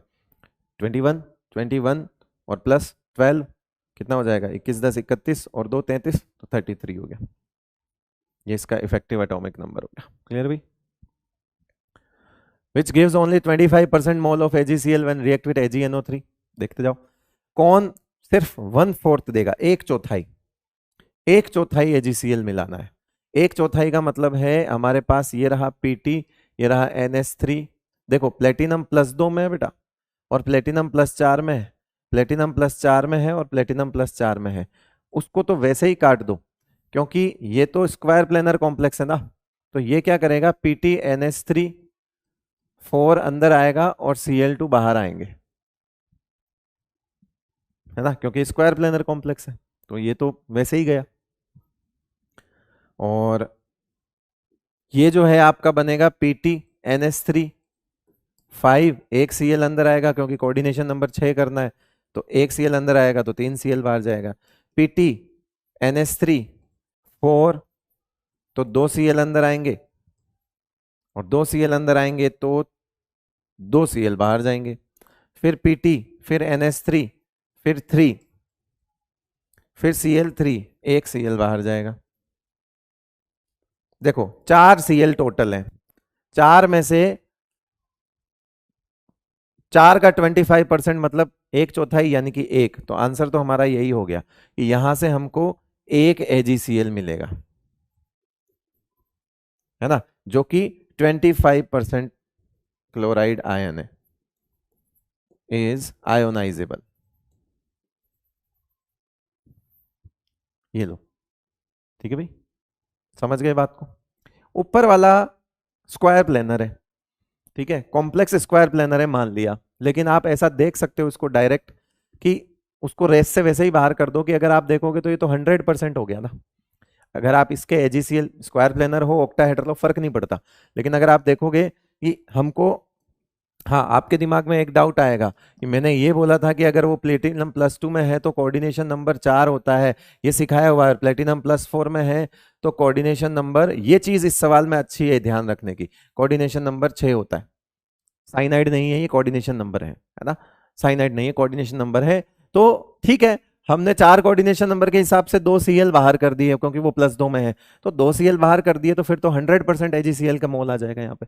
तो ये तो वैसे भी आंसर तो नहीं हो रहा है ना, आंसर तो यही हो रहा है आपका, क्योंकि टोटल 4 है और उसका 25% एक होता है, तो ये एक बाहर आ रहा है जब हमने इसका कोऑर्डिनेशन नंबर मेंटेन किया। सवाल समझ आ गया बेटा? Next, the shape of the complex, ये साफ दिख रहा है, 2 कोऑर्डिनेशन नंबर है तो लीनियर ही होगा ऑब्वियसली। चलो आगे next, the magnetic property in the end the shape of the Cr, ओहो Cr+3 यानी कि क्या हो गया? D, Cr+3 यानी D3, D3 तो ऑलवेज ऑलवेज पैरा होता है ना, D1 D2 D3, D1 D2 D3 always क्या होता है बेटा? पैरा होता है। और दूसरा कोऑर्डिनेशन नंबर 6 है तो स्क्वायर प्लेनर की बात नहीं होती, टेट्राहेड्रल की बात नहीं होती, बात ही खत्म हो गई बेटा। इससे सस्ता और सुंदर टिकाऊ सवाल हो ही नहीं सकता। ये नीट लेवल यही है। अच्छा, ऐसे ही सवाल आएंगे, मजे से करना। Wrong statement, halide ligands form high spin complex. Yes, सही है, क्योंकि वीक लिगेंड होते हैं तो स्पिन जनरली हाई रहती है। स्ट्रॉन्ग लिगेंड्स फॉर्म लो स्पिन कॉम्प्लेक्स, स्ट्रॉन्ग लिगेंड लो स्पिन कॉम्प्लेक्स बनाते। ये जनरल स्टेटमेंट है ना, ये जनरल स्टेटमेंट है ना, ऐसे नहीं कि भावुक हो जाओ। Fe(F6) 3- is inner orbital complex, गलत। NiCl फॉर, यस, ये तो sp3 होता है तो आउटर ही होता है, तो आंसर हो गया आपका ये सब आपके नोट्स में करवा रखे हैं, इसलिए ये मत बोलना कि सवालों को भगा रहा हूं। मैं तो कह रहा हूं कि अगर आप साथ में बैठ के सवाल देख रहे हो तो गलत है, सवाल साथ बैठ के मत देखना। आप इसकी PDF से खुद क्वेश्चन सॉल्व करने की कोशिश करना बेटा, जिसमें दिक्कत आए वही सवाल करना है यहाँ पे। In which of the following molecule central atom is used orbital of different quantum number in the hybridization? वही मतलब अगर आपको डिफरेंट क्वांटम नंबर यूज करना है तो वो या तो DsP3 होता है, या आपका और कौन कौन सा हो सकता है, D2sp3 हो सकता है। ये लो DsP3 D2sp3 टाइप का कोई ढूंढ लो अगर मिल जाए तो। FeCO5 है ना, NiCO4sp3, XeS4sp3, ये sp3d2 नॉर्मल वाला कॉम्प्लेक्स है, केमिकल बॉन्डिंग से पता चलेगा, कॉम्प्लेक्स नहीं है ये, नॉर्मल सॉल्ट है, सॉरी, है ना। तो ये जो आपका था ये DsP3 था, आपके नोट्स में है, जाकर चेक कर लेना, आंसर इसका फर्स्ट हो जाएगा। डिफरेंट प्रिंसिपल क्वांटम नंबर वगैरह वगैरह ये सारी चीजें बहुत अच्छे से समझाई हुई है। आप भी यही सोच रहे होगे कि जो जो शब्द मैंने यूज किए हैं उन्हीं उन्हीं शब्दों पे सवाल पूछे जा चुके हैं, है ना। चलो next, for FeF6 3- and FeCN6 3-, magnetic moment of the fluoride complex is expected to be। देखो भाई, इसमें अगर आप देखोगे तो ये आपका है Fe दोनों में 3+ है, ठीक है, और Fe3+ दोनों में 3+ है, दोनों में 3+ है, लेकिन ये कॉम्प्लेक्स जो है ये क्या हो गया आपका D5 हो गया, ठीक है, D5। अब D5 दो तरह से देख लो, एक देख लो आप वीक लिगेंड में और एक देख लो स्ट्रॉन्ग लिगेंड में। जब D5 वीक लिगेंड में देखोगे तो T2G3 और EG2 हो जाएगा, यानी अनपेयर्ड इलेक्ट्रॉन कितने हो जाएंगे, 5। स्ट्रॉन्ग लिगेंड में देखोगे तो T2G5 और EG0 हो जाएगा, यानी अनपेयर्ड इलेक्ट्रॉन कितने हो जाएंगे, 1। तो सेम तो नहीं हो सकते। Larger than the magnetic moment of cyanide complex because there are more unpaired electrons in the fluoride complex। क्या लिख रहा है कि magnetic moment of the fluoride complex is expected to be, तो ये fluoride complex हो गया आपका, है ना, ये F- वाला फ्लोराइड हो गया और ये साइनाइड माइनस वाला है। तो आंसर कौन सा हो गया हमारा, मैग्नेटिक मोमेंट इसी का ज्यादा होगा ना बेटा। अरे भाई, जितना अनपेड इलेक्ट्रॉन उतना पॉइंट समथिंग इतना कितना हो जाएगा, इसका म्यू अगर देखोगे तो 5 पॉइंट समथिंग हो जाएगा, और इसका म्यू देखोगे तो 1 पॉइंट समथिंग हो जाएगा। तो कुल मिला के किसका ज्यादा होगा, इस वाले का ज्यादा होगा ना, larger than the magnetic moment of the cyanide complex. Smaller होगा नहीं, larger than the magnetic moment of cyanide complex because there are fewer. मैं तो बात ही गलत कर दी, कह रहा मैग्नेटिक मोमेंट ज्यादा होगा क्योंकि अनपेड इलेक्ट्रॉन कम है पागल बना रहा है, अनपेड इलेक्ट्रॉन ज्यादा है, 5 है वहां पे, इसलिए ज्यादा होगा। क्लियर भाई। Which of the following complex are low spin and diamagnetic, अच्छा सवाल है, ऑस्मियम और मोलिब्डेनम, है ना, कर लो फटाफट इसको, और MnCN6 4-। कह रहा है which of the following complex are low spin and diamagnetic. पहली चीज, ये करोड़ मोल वाला है बेटा, है ना, करोड़ मोल वाला, तो यानी कि ये जो है D4 हो गया जीरो स्टेट में, मोलिब्डेनम कितना हो गया, D4 हो गया।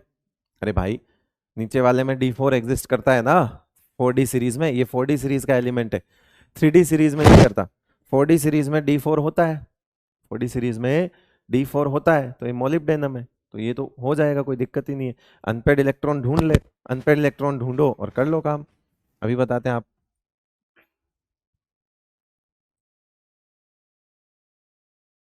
हाँ जी, देखो D4 होता है ना, ये क्या होता है आपका 4D4 और 5s2, यही होगा जीरो स्टेट में।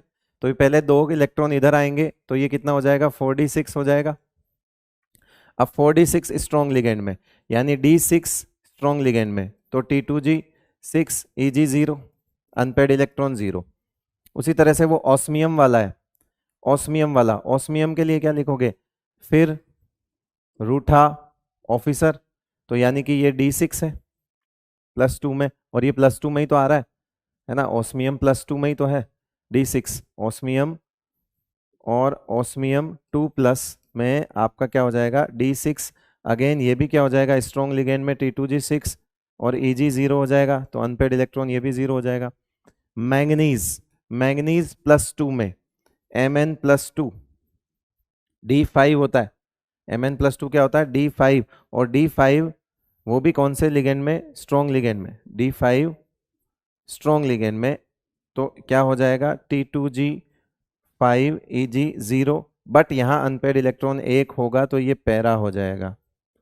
तो आपका ये जो है ये डाया है, ये पैरा है, और ये डाया है, तो लो स्पिन तो तीनों है, ये भी लो स्पिन है, ये भी लो स्पिन है, ये भी लो स्पिन है, ये भी लो स्पिन है, ठीक है, ये भी लो स्पिन है, लेकिन हमको चाहिए डायामैग्नेटिक, और ये भी लो स्पिन है। तो डायामैग्नेटिक चाहिए हमको साथ में, डायामैग्नेटिक और लो स्पिन चाहिए, तो आंसर हमारा ए और बी होगा बेटा। आंसर कौन सा होगा, सिर्फ ए और बी। लो स्पिन ये भी है, बट इसमें फिर भी एक अनपेड इलेक्ट्रॉन रहेगा, ठीक है, स्पिन भले ही कम हो गई हो पर एक अनपेड इलेक्ट्रॉन रहेगा ही सही।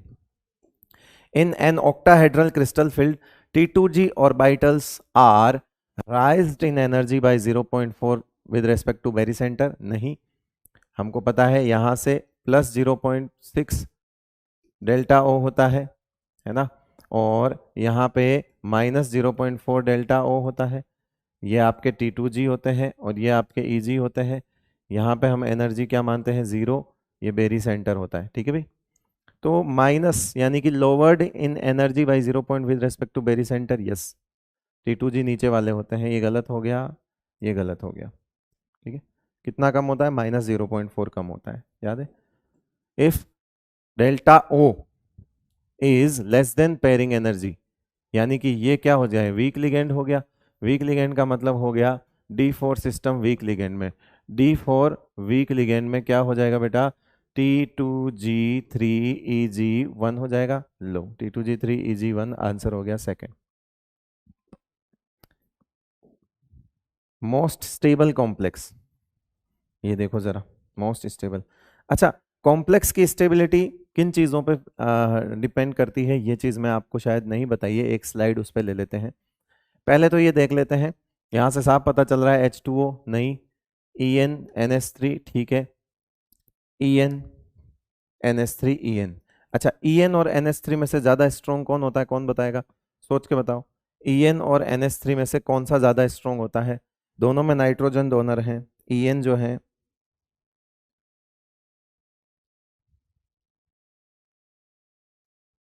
EN और NH3 में से कौन ज़्यादा स्ट्रॉन्ग होता है, जल्दी बताओ। NH3 के बाद में NH3 बाद में आता है, EN पहले आता है, तो EN ज़्यादा स्ट्रॉन्ग होता है, EN स्ट्रॉन्ग होता है NH3 से, और फिर H2O स्पेक्ट्रोकेमिकल सीरीज से, तो ये 3 EN है, तो ये बता देता हूँ, ये लो, ये 3 EN हो गए, आंसर हो जाएगा ये वाला, ठीक है भाई, 3 EN है तो स्ट्रॉन्ग हो जाएगा complex. A square planar complex shows Ma2B2 2 Gi, OI तो होता ही नहीं है, लिंकेज इसमें पॉसिबल नहीं है, तो बचा कौन सा, सिस और ट्रांस 2, वही सिस प्लेटिन वाला ही है। Which of the following exist in 2 geometrical isoforms, कौन सा कॉम्प्लेक्स जो है वो AgNO3 के साथ PPT प्रोड्यूस करेगा और 2 ज्योमेट्रिकल आइसोमेरिज्म भी दिखाएगा। तो जरा देखो, इसका अगर बनाओगे तो क्या बनेगा, NH3 4 और ये Cl2 बाहर, तो ये तो Ma4 हो गया, तो Gi नहीं देगा, ठीक है। ये आपका PT NH3 और Cl और एक Cl बाहर, ये आपका Ma3B टाइप का हो गया, ये भी Gi नहीं देगा। फिर आएगा यहाँ PT, फिर NH3, फिर यहाँ आ जाएगा 4, ठीक है, और क्योंकि ये +4 वाला है तो हम यहाँ पे 2 और लेंगे, ठीक है, और ये बाहर 2 Cl आ जाएंगे। ये आपका हो गया Ma2B2 A4B2।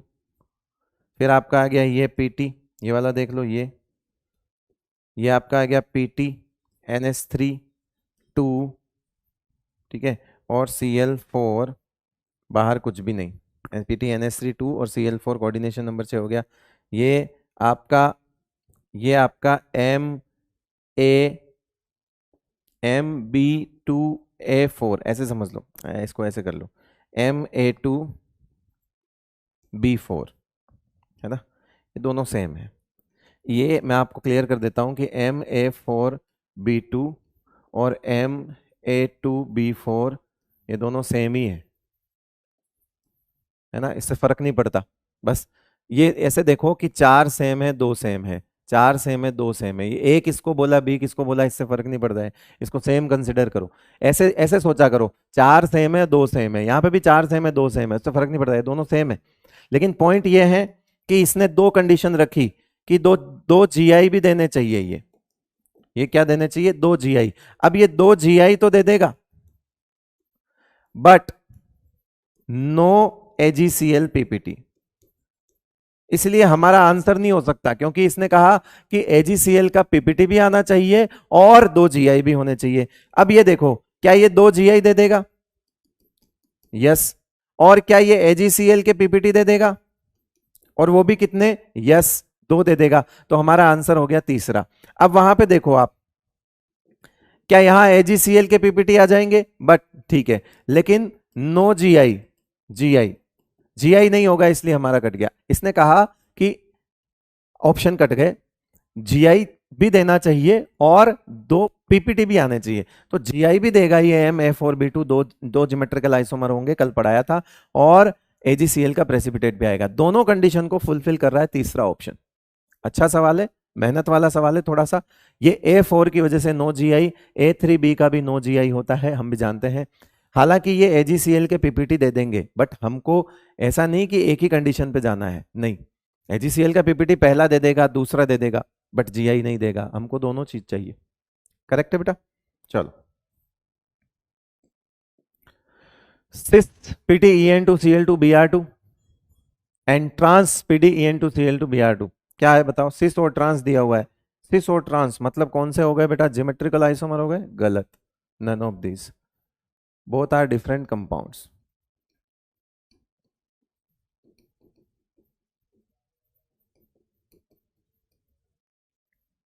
है ना।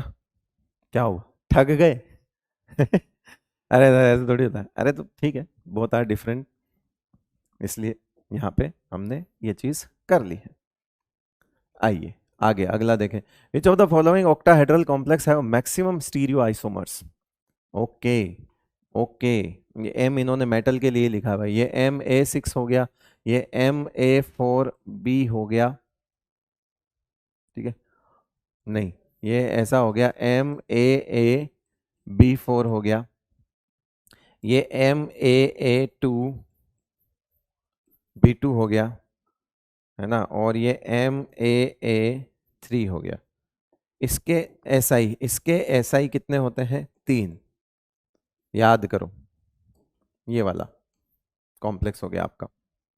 उसके जो है 2 ही होंगे, ठीक है, उसमें तो 2 ही होंगे, इनफैक्ट सॉरी, उसका GI बनेगा ही नहीं ना, सारे एक से बनेंगे, किसी का भी पोजीशन ले लो, उसमें GI बनेगा ही नहीं, GI बनेगा ही नहीं, और OI भी नहीं बनेगा, तो 0 ही रहेगा। ये देखो मैं बना के दिखा देता हूँ, ये केस नहीं है, बट बहुत आसान है, खुद भी सोच के देखो, ये A, ठीक है, फिर बाकी सब जगह B है, ऐसा ही है ये देखो सारी जगह साइनाइड है। अब आप इसमें कोई सी भी प्लेन ऑफ सिमेट्री ले लो, सब जगह POS है, और GI भी नहीं आएगा, हमेशा इन सब B को चेंज कर लो, नो GI नो OI, कुछ नहीं, प्लेन ऑफ सिमेट्री है, बिल्कुल है, कैसे भी काट लो, प्लेन ऑफ सिमेट्री है, ऐसे काट लो, ऐसे काट लो, हो जाएगी दोनों तरफ बराबर, ऐसे काट लो, हो जाएगी दोनों तरफ बराबर, कैसे भी कर लो, नो GI नो OI, ठीक है, इसमें भी सेम चीज है, नो GI नो OI, इसमें GI भी है, OI भी है, और इसमें GI नहीं है बट OI है। तो हमको तो मैक्सिमम स्टीरियो आइसोमर पूछा है, तो ये स्टीरियो आइसोमर इसमें 3 होते हैं, और मैंने कहा हमेशा सवाल इसी के ऊपर पूछा जाता है बेटा, क्यों परेशान हो रहा है, तो ये कर दिया तेरे को, ठीक है। हाँ वो ऑप्शन हमारे सिलेबस का नहीं है दूसरा ऑप्शन, लेकिन मैंने फिर भी बता दिया। विच of the following complex does not show geometrical isomerism, कौन ज्योमेट्रिकल आइसोमेरिज्म शो नहीं करेगा? ये MA4B2 है, करेगा। ये MA3B3 है, करेगा, फैकमर। ये MAA3 है, नहीं करेगा। ये MAB3 है, AB2 है, करेगा, 2 GI। ये क्योंकि स्क्वायर प्लेनर है, ये GI नहीं देगा, OI देगा, बट हमको क्या पूछा हुआ है? GI, इसलिए हमारा आंसर हो जाएगा थर्ड। आंसर क्या हो जाएगा? थर्ड। ऊपर वाले दोनों में 2-2 GI होंगे बेटा, पहले दूसरे ऑप्शन में। विच of the following is a pi acid ligand? Pi acid ligand is your CO, है ना, कार्बन मोनोऑक्साइड। साइनाइड भी होता तो वो भी ऑप्शन हो जाता, लेकिन इन्होंने बाकी के ऑप्शन ऐसे दिए हैं। Synergic bonding involves the transference of electron from ligand to metal. Yes, the transference of electron from film metal orbital the anti-bonding orbitals of ligand, ये भी सही है। Both of the above, ठीक है, दोनों चीजें सही है, दोनों तरफ से लेने देनी चलती है, इसीलिए उसको सिनर्जिक बॉन्डिंग कहा था। सिनर्जिक का मतलब ही टीम वर्क होता है। Which of the following is not an organometallic compound? Organometallic compound कौन सा नहीं है भाई, जरा देखो। ऑर्गेनोमेटेलिक कंपाउंड कौन सा नहीं है, कौन सा नहीं है, कौन सा नहीं है, जरा देखते हैं। NiCO4 तो खैर है, ठीक है, और जिंक से ये वाला है तो ये भी है, और CH3B OCH3 ऐसा वाला है, और BOCH3 ये लग रहा है मुझे, क्योंकि इसमें क्या होगा कि बोरोन का जो बॉन्ड है ना बेटा, वो OCH3 के साथ है, और OCH3 का मतलब क्या है कि कार्बन का बॉन्ड जो है इसमें नहीं है बोरोन के साथ। जब कार्बन डायरेक्ट अटैच होता है तो उसको आप ऑर्गेनोमेटेलिक बोलते हो, तो इसमें ऑर्गेनोमेटेलिक OCH3 है ये, है ना, OCH3। तो OCH3 मतलब तो मिथॉक्सी वाला ग्रुप हो गया, उस हिसाब से ओ बोरोन ये वाला ही होगा जिसमें कनेक्ट नहीं हो रहा है ना, समझ गए ना। बोरोन का डायरेक्ट बॉन्ड यहाँ पर नहीं है। अभी स्ट्रक्चर बना के दिखा देता हूँ एक बार पानी पी के। ये बोरोन, एक्चुअली ये बोरोन के 3 बॉन्ड ऑक्सीजन के साथ है, फिर यहाँ CH3 है, CH3 है, और फिर यहाँ CH3 है, तो बोरोन का बॉन्ड ऑक्सीजन के साथ है, ठीक है। तो ये ऑर्गेनोमेटेलिक, ये OMC नहीं है। OMC के लिए जरूरी है कि कार्बन के साथ बॉन्ड हो। तो आप बोलोगे सर इसको, फिर तो मैं बोलूंगा इसमें एक जगह है, एक जगह नहीं है, एक जगह डायरेक्ट CH3 है, देखो। तो इस वजह से, इस लिंक की वजह से ये OMC हो जाएगा। तो ठीक है, ये OMC है, ये नहीं है, हमारा आंसर यही हो गया फिर। बाकी तो है ही, खैर बाकियों में दिक्कत है नहीं, इसी में कंफ्यूजन था, मैंने क्लियर कर दिया। In a ferric salt on adding KCN Prussian blue obtained which is, ferric salt में आपने K4FeCN6 मिलाया, है ना, KCN मिलाया, फेरिक सॉल्ट है, Fe3+ है, तो प्रशियन ब्लू मिलता है हमको। वो प्रशियन ब्लू क्या होगा? प्रशियन ब्लू का फॉर्मूला कहीं पे दिख रहा है क्या? Fe3FeCN6 4, यही हो गया। डायरेक्ट लिख दो ना, प्रशियन ब्लू का फॉर्मूला क्या ही लिखोगे, छोड़ो ना, ये रहा Fe3FeCN6 4, यही था प्रशियन ब्लू का फॉर्मूला, सीधी बात, नो बकवास। चलो, विच इज करेक्ट? कॉम्प्लेक्स है, नंबर ऑफ रिंग्स हैं, कैल्शियम EDTA है, नंबर ऑफ रिंग्स हैं, करेक्ट पूछना है। ब्राउन रिंग कॉम्प्लेक्स है, रिंग थोड़ी होती है, नाम में रिंग भले ही हो पर रिंग नहीं होती इसमें। कैल्शियम EDTA में 6 रिंग थोड़ी होती है, 5 होती है, ये भी काट दो। NiDMG में 4 रिंग होती है क्या? हाँ यहां सही है। ऑक्जेलेट में 4 रिंग कहां से हो जाएगी? 2 ऑक्जेलेट है तो 2 ही रिंग होगी, ये भी काट दो। NiDMG में 4 रिंग होती है, Ni, है ना, एक यहाँ बनती है इस तरह से, एक यहाँ बनती है, और एक यहाँ बनती है। यस, ये सही चीज है। NiDMG2 में आप देखोगे तो 4 रिंग है आपको, जिसमें 2 तो 6 मेंबर की, 2 6 मेंबर, +2 5 मेंबर, है ना। एक तो 2 ऐसे लिखा हुआ है, कंफ्यूज हो जाओगे तो 25 25 पढ़ लोगे, 26 25, हाँ 2 और 2 4 रिंग होती बेटा। ब्राउन रिंग में कोई रिंग नहीं होती, नाम है उसका, रिंग ऐसे छल्ला बनता है इसलिए 0 रिंग होती। विच of the following can not show the linkage isomerism, linkage ambidentate जो नहीं होगा वो शो नहीं कर सकता, बाकी सब कर सकते हैं।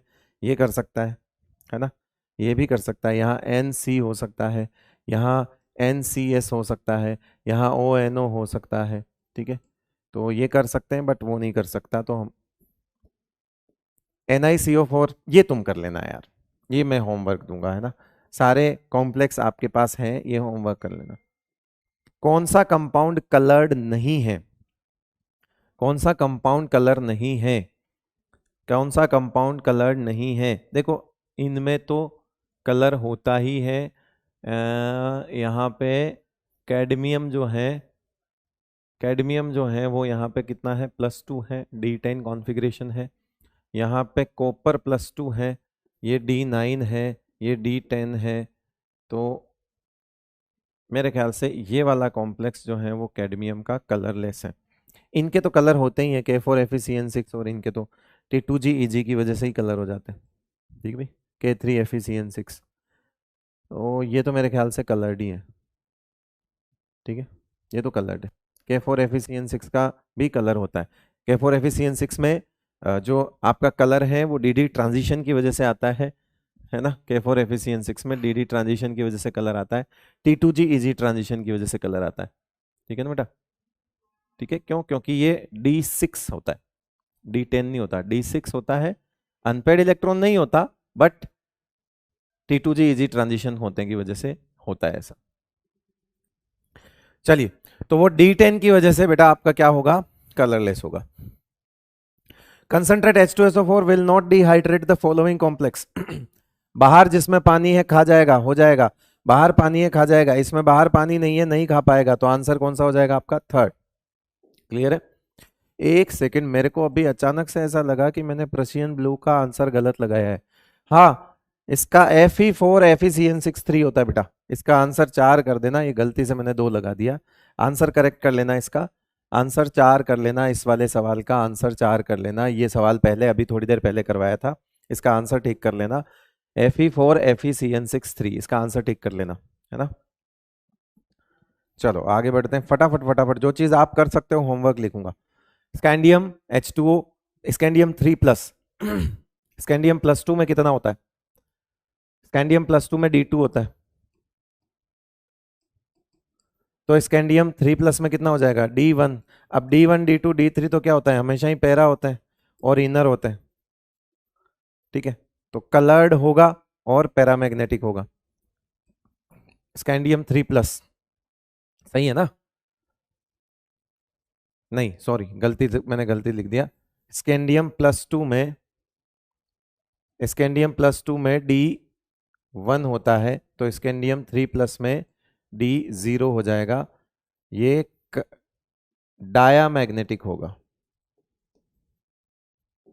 क्या हो जाएगा, ये डायामैग्नेटिक, कलरलेस और डायामैग्नेटिक, आंसर हो जाएगा आपका कलरलेस एंड डायामैग्नेटिक। D0 है ना, N क्या हो जाएगा, इसमें 0 हो जाएगा और डायामैग्नेटिक हो जाएगा। चलो, डायामैग्नेटिक तो कंफर्म है, उसके साथ ऑप्शन में कलरलेस ही है। A coordination complex has the formula PtCl4 2KCl. Electrical conductance measurement indicate the presence of 3 ions in one formula unit. कह रहा है कि इलेक्ट्रिकल कंडक्टेंस ये बताती है कि इसमें 3 आयन है। अब 3 आयन कैसे होंगे, जब आप ये लिखोगे कि PtCl, देखो 4 और ये 2 6, PtCl6, ठीक है, PtCl6, K2PtCl6, इसको ऐसे बना सकते हैं। अरे भाई, अगर इसको मैं ऐसे लिख दूं तो 2K+ है और 2Cl- है, ऐसा ही है इसका मतलब, और इधर PtCl4 है, तो ये 2Cl- इधर अटैक कर जाएंगे, तो ये बन जाएगा क्या, PtCl, ये बन जाएगा क्या आपका PtCl6 2-, और इस 2 माइनस को सेटिस्फाई करने के लिए आ जाएगा 2K प्लस, तो K2PtCl6 बन जाएगा। यहां से टोटल आयन 3 हो गए, टोटल आयन 3 हो गए। चलो एक काम तो हो गया। Treatment with AgNO3 produces no PPT of AgCl। हाँ, तो AgCl का प्रेसिपिटेट कैसे आएगा जब सारे क्लोरीन ही अंदर है? Then what is the coordination number of platinum in this complex? Coordination number कितना हो जाएगा बेटा? 6 हो जाएगा। ये लो, अच्छा सवाल है, सस्ता सवाल है पर गहरा सवाल है। ये लो, ये क्या कह रहा है? Colour of coordination of depends on crystal fit the correct order absorption of wavelength. ठीक है, तो ये हम जानते हैं कि एनर्जी और लैम्डा का ये रिलेशन होता है बेटा। बस तो देख लो, एब्जॉर्प्शन जितना स्ट्रॉन्ग लिगेंड उतना वीक एब्जॉर्प्शन। तो ये करेक्ट ऑर्डर पूछ रहा है एब्जॉर्प्शन का, तो इसका एब्जॉर्प्शन सबसे ज्यादा होगा क्योंकि ये सबसे वीक है, और इसका एब्जॉर्प्शन सबसे कम होगा क्योंकि ये सबसे स्ट्रॉन्ग है। तो आंसर आपका 4 हो जाएगा। उल्टा सिस्टम चलता है इसमें, है ना। वेवलेंथ जो एब्जॉर्ब्ड है। Next, indicate the complex ion which show geometrical isomerism. Ma4B2, Ma4B2, बात खत्म, यही हो गया हमारा। तो GI दिखा देगा ये, बाकी नहीं दिखाएगा। Ma5B, Ma6, Ma3B, ये नहीं दिखाएगा, ये नहीं दिखाएगा, ये नहीं दिखाएगा, बस खत्म बात। चलो नेक्स्ट, CFS ये कर लेना, अपनी क्लास में होमवर्क है, ऑलरेडी नोट्स में करवाया हुआ है। सेम सवाल, 8000 आंसर है उसका, सेम सवाल।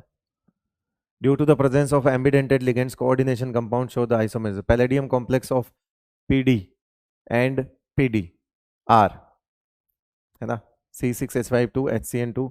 तो ये कौन से हैं? ये पूरी कहानी तो लिख दी इसमें, लिंकेज आइसोमेरिज्म है।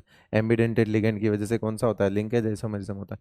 The compound COSO4NH3 5Br COSO4NH3 5Cl, ये तो क्या आयोनाइजेशन आइसोमेरिज्म हो गया? गलत, आयोनाइजेशन छोड़ो, ये कोई सही नहीं है।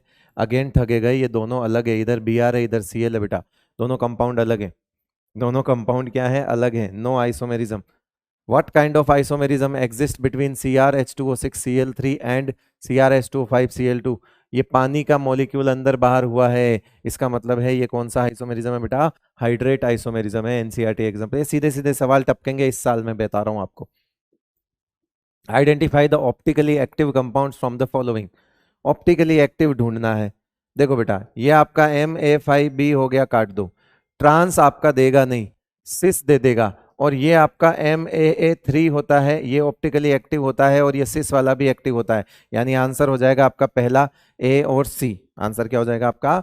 A एंड C आंसर हो जाएगा। करेक्ट है भाई?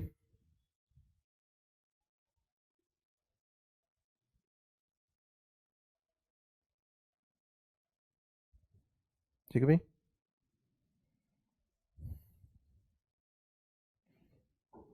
चले आगे। Next, which of the following complex show linkage isomerism? कौन देगा लिंकेज? ये नहीं देगा, ये नहीं देगा, जहां पे एम्बिडेंटेड लिगेंड है वही देगा। ये लो, आंसर हो जाएगा C, A और C। Next, copper sulphate dissolve in excess of KCN। अभी आज ही बताया था कि वो K3CuCN4 बनाता है ना बेटा, K3CuCN4, यानी कि आंसर हो गया तीसरा। ये बताया K3CuCN4 जो कि H2S की प्रेजेंस में टूटता नहीं है, ये वही वाला कॉम्प्लेक्स है। AIPMT 2006 में पूछा था। विच of the following carbonyls will have the strongest CO bond? Strongest CO bond किसमें होगा? स्ट्रॉन्गेस्ट CO बॉन्ड पूछ रहा है, जिसमें सिनर्जिक बॉन्डिंग नहीं होगी उसमें स्ट्रॉन्गेस्ट होगा। क्यों? क्योंकि सिनर्जिक बॉन्डिंग कहाँ होती है? 0 में होती है ना, माइनस में होती है, 0 में होती है, प्लस में सिनर्जिक बॉन्डिंग कम होगी, लेस, है ना, मिनिमम सिनर्जिक बॉन्डिंग। इस वजह से इनके पहले वाले बॉन्ड स्ट्रॉन्ग रह जाएंगे। और इस तरह के सवाल मैंने करवा रखे हैं। प्लस वाले में सिनर्जिक बॉन्डिंग सबसे कम होगी, जहां सिनर्जिक बॉन्डिंग का सबसे कम होगी वहां पर कार्बन और ऑक्सीजन का जो पुराना बॉन्ड है वो वीक नहीं पड़ेगा, इसलिए स्ट्रॉन्ग रहेगा। ये लो, the hybridisation involve in the complex, ये कर लेना यार, ये ऐसे सवाल तुम कर लेना। अगला सवाल आजू, और कौन सा सवाल है? ये वाला, example of sigma bonded organometallic compound, ये करवा रखा है, तुम भी देख लेना होमवर्क। ग्रिग्नार्ड रिएजेंट होता है, वैसे आंसर बता देता हूँ। The type of isomerism shown by the complex, कौन सा है ये, MAA2 और B2 टाइप का कॉम्प्लेक्स है, तो GI देगा, है ना, OI भी देगा, तो OI इसमें है नहीं, तो ये तो कट गए, एक ही बचा सिर्फ ज्योमेट्रिकल आइसोमेरिज्म दे देगा, सिस और ट्रांस, और सिस जो है वो एक्टिव होता है। आयरन कार्बोनिल मोनोन्यूक्लियर होता है बेटा, मोनोन्यूक्लियर मतलब एक सेंटर,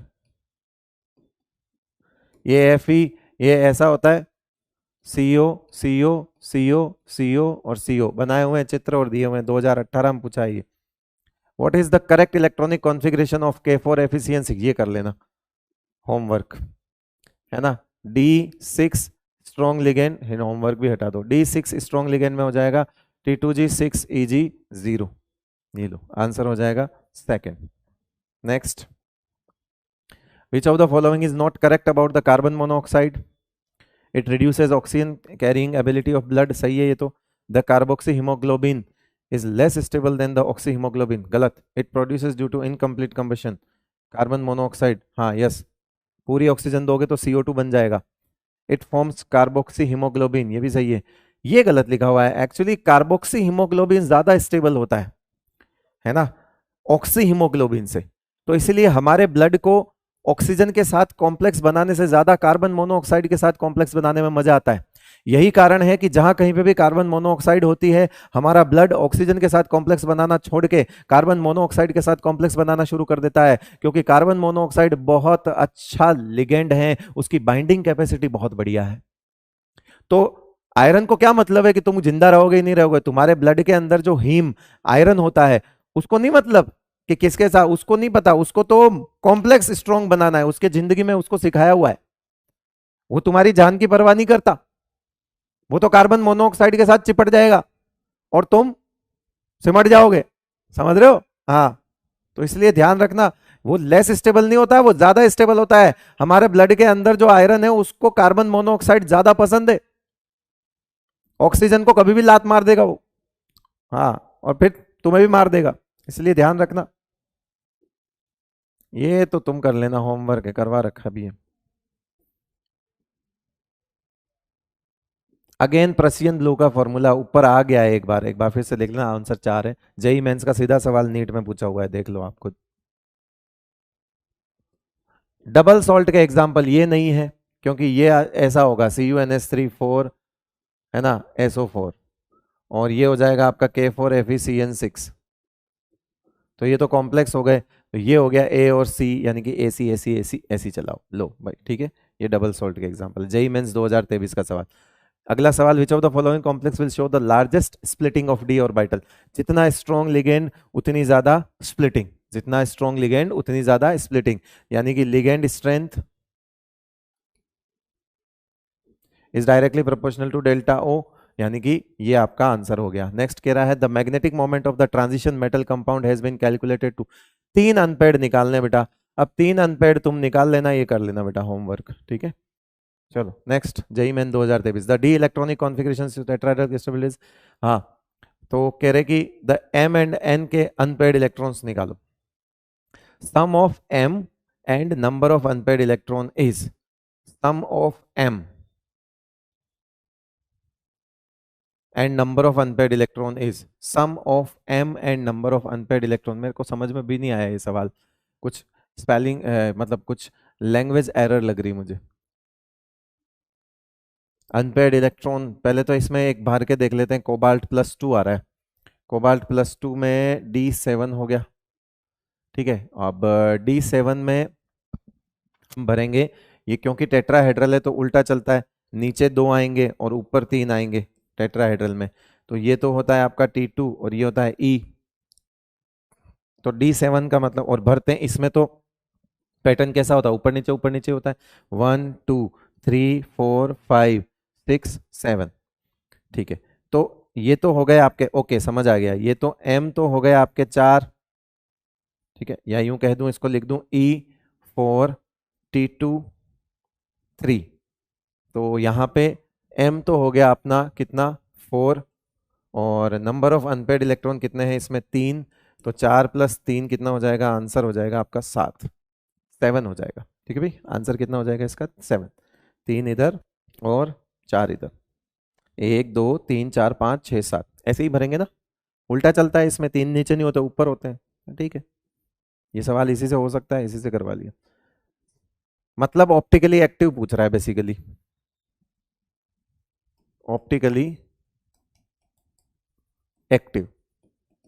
ऑप्टिकली एक्टिव ये वाला होगा, ये नहीं होगा, ये तो स्क्वायर प्लेनर है, तो इसको तो काट दो। ये बचेगा आपका MAA2B2। मैंने कहा ना 10 में से 9 बार ये सवाल पूछा जाता है बेटा, क्यों फिक्र करते हो? बाकी को ऑप्शंस को हटा दो 10 में से। इसका सिस एक्टिव होता है, सिखाया हुआ है। The complex cation which has 2 isomers, 2 isomer किसके होंगे? 2 आइसोमर किसके होंगे बेटा? ये लो, ये थोड़ा सा प्रिंटिंग एरर था, इसको सही कर देता। 2 आइसोमर किसके होंगे, देखते जाओ। CO NH3 5Cl, Ma5B नहीं हो सकता, Ma5B नहीं हो सकता, Ma6 नहीं हो सकता, Ma5B है।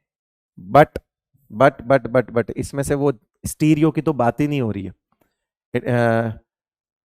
This is not talk about the, मतलब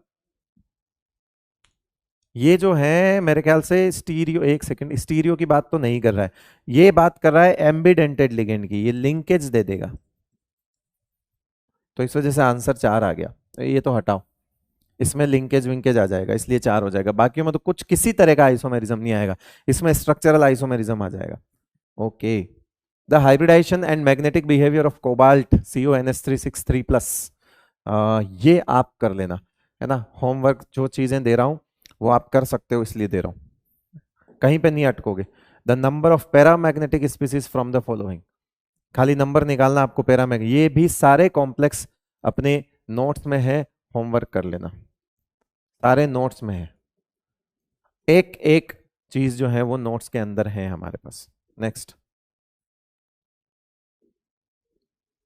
correct answer from the options, ठीक है। देखो ये बढ़िया बात है, हमको पता है कि एनर्जी और वेवलेंथ का उल्टा रिलेशन होता है, यानी कि जो सबसे वीक है उसका वेवलेंथ सबसे ज्यादा होगा, यानी डी का तो 4 आएगा, और जो सबसे सबसे सबसे स्ट्रांग है उसका सबसे कम होगा, यानी कि ये जो सी का है ना, ये सी का 1 आएगा। बस देख लो, देख लो ऐसा कुछ है क्या? डी का 4 चाहिए हमें, तो ये तो काट दो। सी का हमें 1 चाहिए, है ना, सबसे स्ट्रॉन्ग वाले की सबसे कम वेवलेंथ होगी 310, तो सी का 1 चाहिए, सी का 1, सी का 1, ये तो डी का 4 में सी का 1 चाहिए, तो ये वैसे ही कट गया, तो आंसर हो गया आपका 4।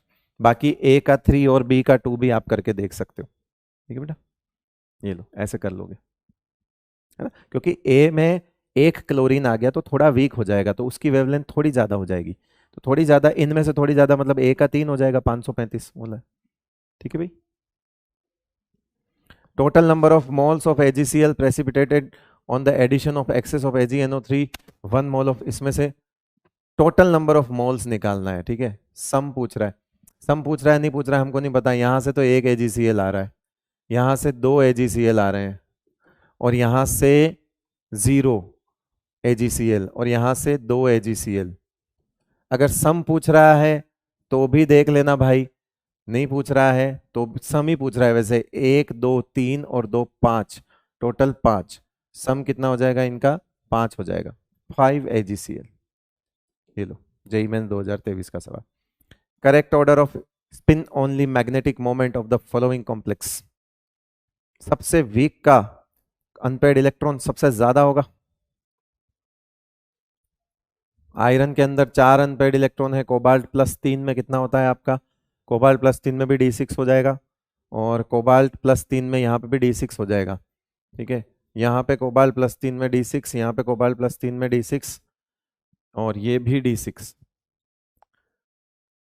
नहीं ये D5 हो जाएगा, ये D5 हो जाएगा, ये D6 और ये D6, यहाँ D6 में पेयरिंग हो जाएगी, कारण कोबाल्ट +3 में ऑक्सीजन बेस को स्ट्रॉन्ग बना देता है, और वहां D6 में पेयरिंग नहीं होगी, तो कुल मिला के D5 जो है वीक लिगेंड में सबसे ज्यादा अनपेड इलेक्ट्रॉन तो इसी में होंगे, तो सबसे ज्यादा तो यही होगा, उसके बाद ये आएगा और उसके बाद ये आएगा, आंसर 4 हो गया। देखो ये जो है ना, इसका केस समझ लेना, ये कोबाल्ट 3+ है, ऑक्सीजन डोनर स्ट्रॉन्ग लिगेंड की तरह काम करेगा। तो यानी कि यहाँ पे जो D6 है वो स्ट्रॉन्ग लिगेंड की तरह काम करेगा। T2G6 और EG0, अनपेड इलेक्ट्रॉन 0 हो जाएंगे। और यहाँ ये वीक है, अनपेड इलेक्ट्रॉन, यहाँ पे कितना आएगा T2G4 EG2, तो अनपेड इलेक्ट्रॉन आ जाएंगे। ये भी D6 है बट ऐसे फिल होगा ये, तो इसमें अनपेड इलेक्ट्रॉन कितने आएंगे, अनपेड इलेक्ट्रॉन 4 आएंगे। इसमें आएगा आपका T2G3 EG2, तो अनपेड इलेक्ट्रॉन कितने आएंगे, 5 आएंगे। ये लो आंसर हो गया आपका फोर्थ। थोड़ा सा समय लगा के कर लेना खुद, ठीक है, मैं जल्दी जल्दी कर रहा हूं, तुम समय लगा कर लेना बेटा, थोड़ा सा परेशान मत होना। ClCl bond angle values in a फैक पूछ रहा है, ओके। तो CO है, NH3 है, फैक पूछ रहा है, तो हम NH3 यहाँ लगा लें, NH3 एक काम कर ले, CO यहाँ लगा लेते हैं, आपके लिए थोड़ा इजी बन जाएगा। CO यहाँ लगा लिया और यहाँ CO लगा लिया, ये NH3 हो गया, बची हुई जगह पे NH3 आएगा, ऑप्शन है नहीं, ठीक है, सॉरी CO नहीं लगेगा, Cl लगेगा, Cl। हाँ जी। अब देखो ये आपका एंगल, इसके कितने एंगल है, ये CO Cl CO Cl के एंगल कितने होंगे, 90 डिग्री होंगे, और तो कोई एंगल ही नहीं होगा इसमें। नीचे वाला डंडा, उसके साथ इन सब के एंगल कितने होंगे, 90 डिग्री तो होंगे, 90 डिग्री होंगे फैक में, तो खत्म बात। Next, to inhibit the growth of tumours, anti cancer के बारे में क्या जानते हो, कोऑर्डिनेशन कंपाउंड्स ऑफ प्लेटिनम, जैसे वो जीस सोल्ट था, तो वो जीस सोल्ट वाली बात हो रही थी, और सिस प्लेटिन तो होता ही है, तो मेरे ख्याल से BDPO मस्त रहो, ये BD हो गया, ठीक है। चलिए भाई, तो ये तो अपना रियल टेस्ट वाला है ही सही, है ना, और ये हो गई आपकी क्वेश्चन प्रैक्टिस। मेरी तरफ से आपका ये चैप्टर एकदम कंप्लीट है, कोई दिक्कत वाली बात नहीं है ना। और कभी मौका मिला तो NCERT की जो लाइंस वाला सेशन है वो मैं आपको रिकॉर्डेड डलवा दूंगा, कभी मौका मिला तो। बाकी आपसे रिक्वेस्ट है कि प्लीज़ आप उसके भरोसे ना बैठे रहे, आप रीड करें खुद, एक सिंगल चीज़ ऐसी नहीं है जो बच गई है। मैं आपको फिर कह रहा हूँ, आप NCERT पढ़ें, मैंने उससे ज़्यादा ही पढ़ाया है, भरोसा रखें मेरी बात का। चलिए बहुत बहुत शुक्रिया आपका, थैंक यू सो मच।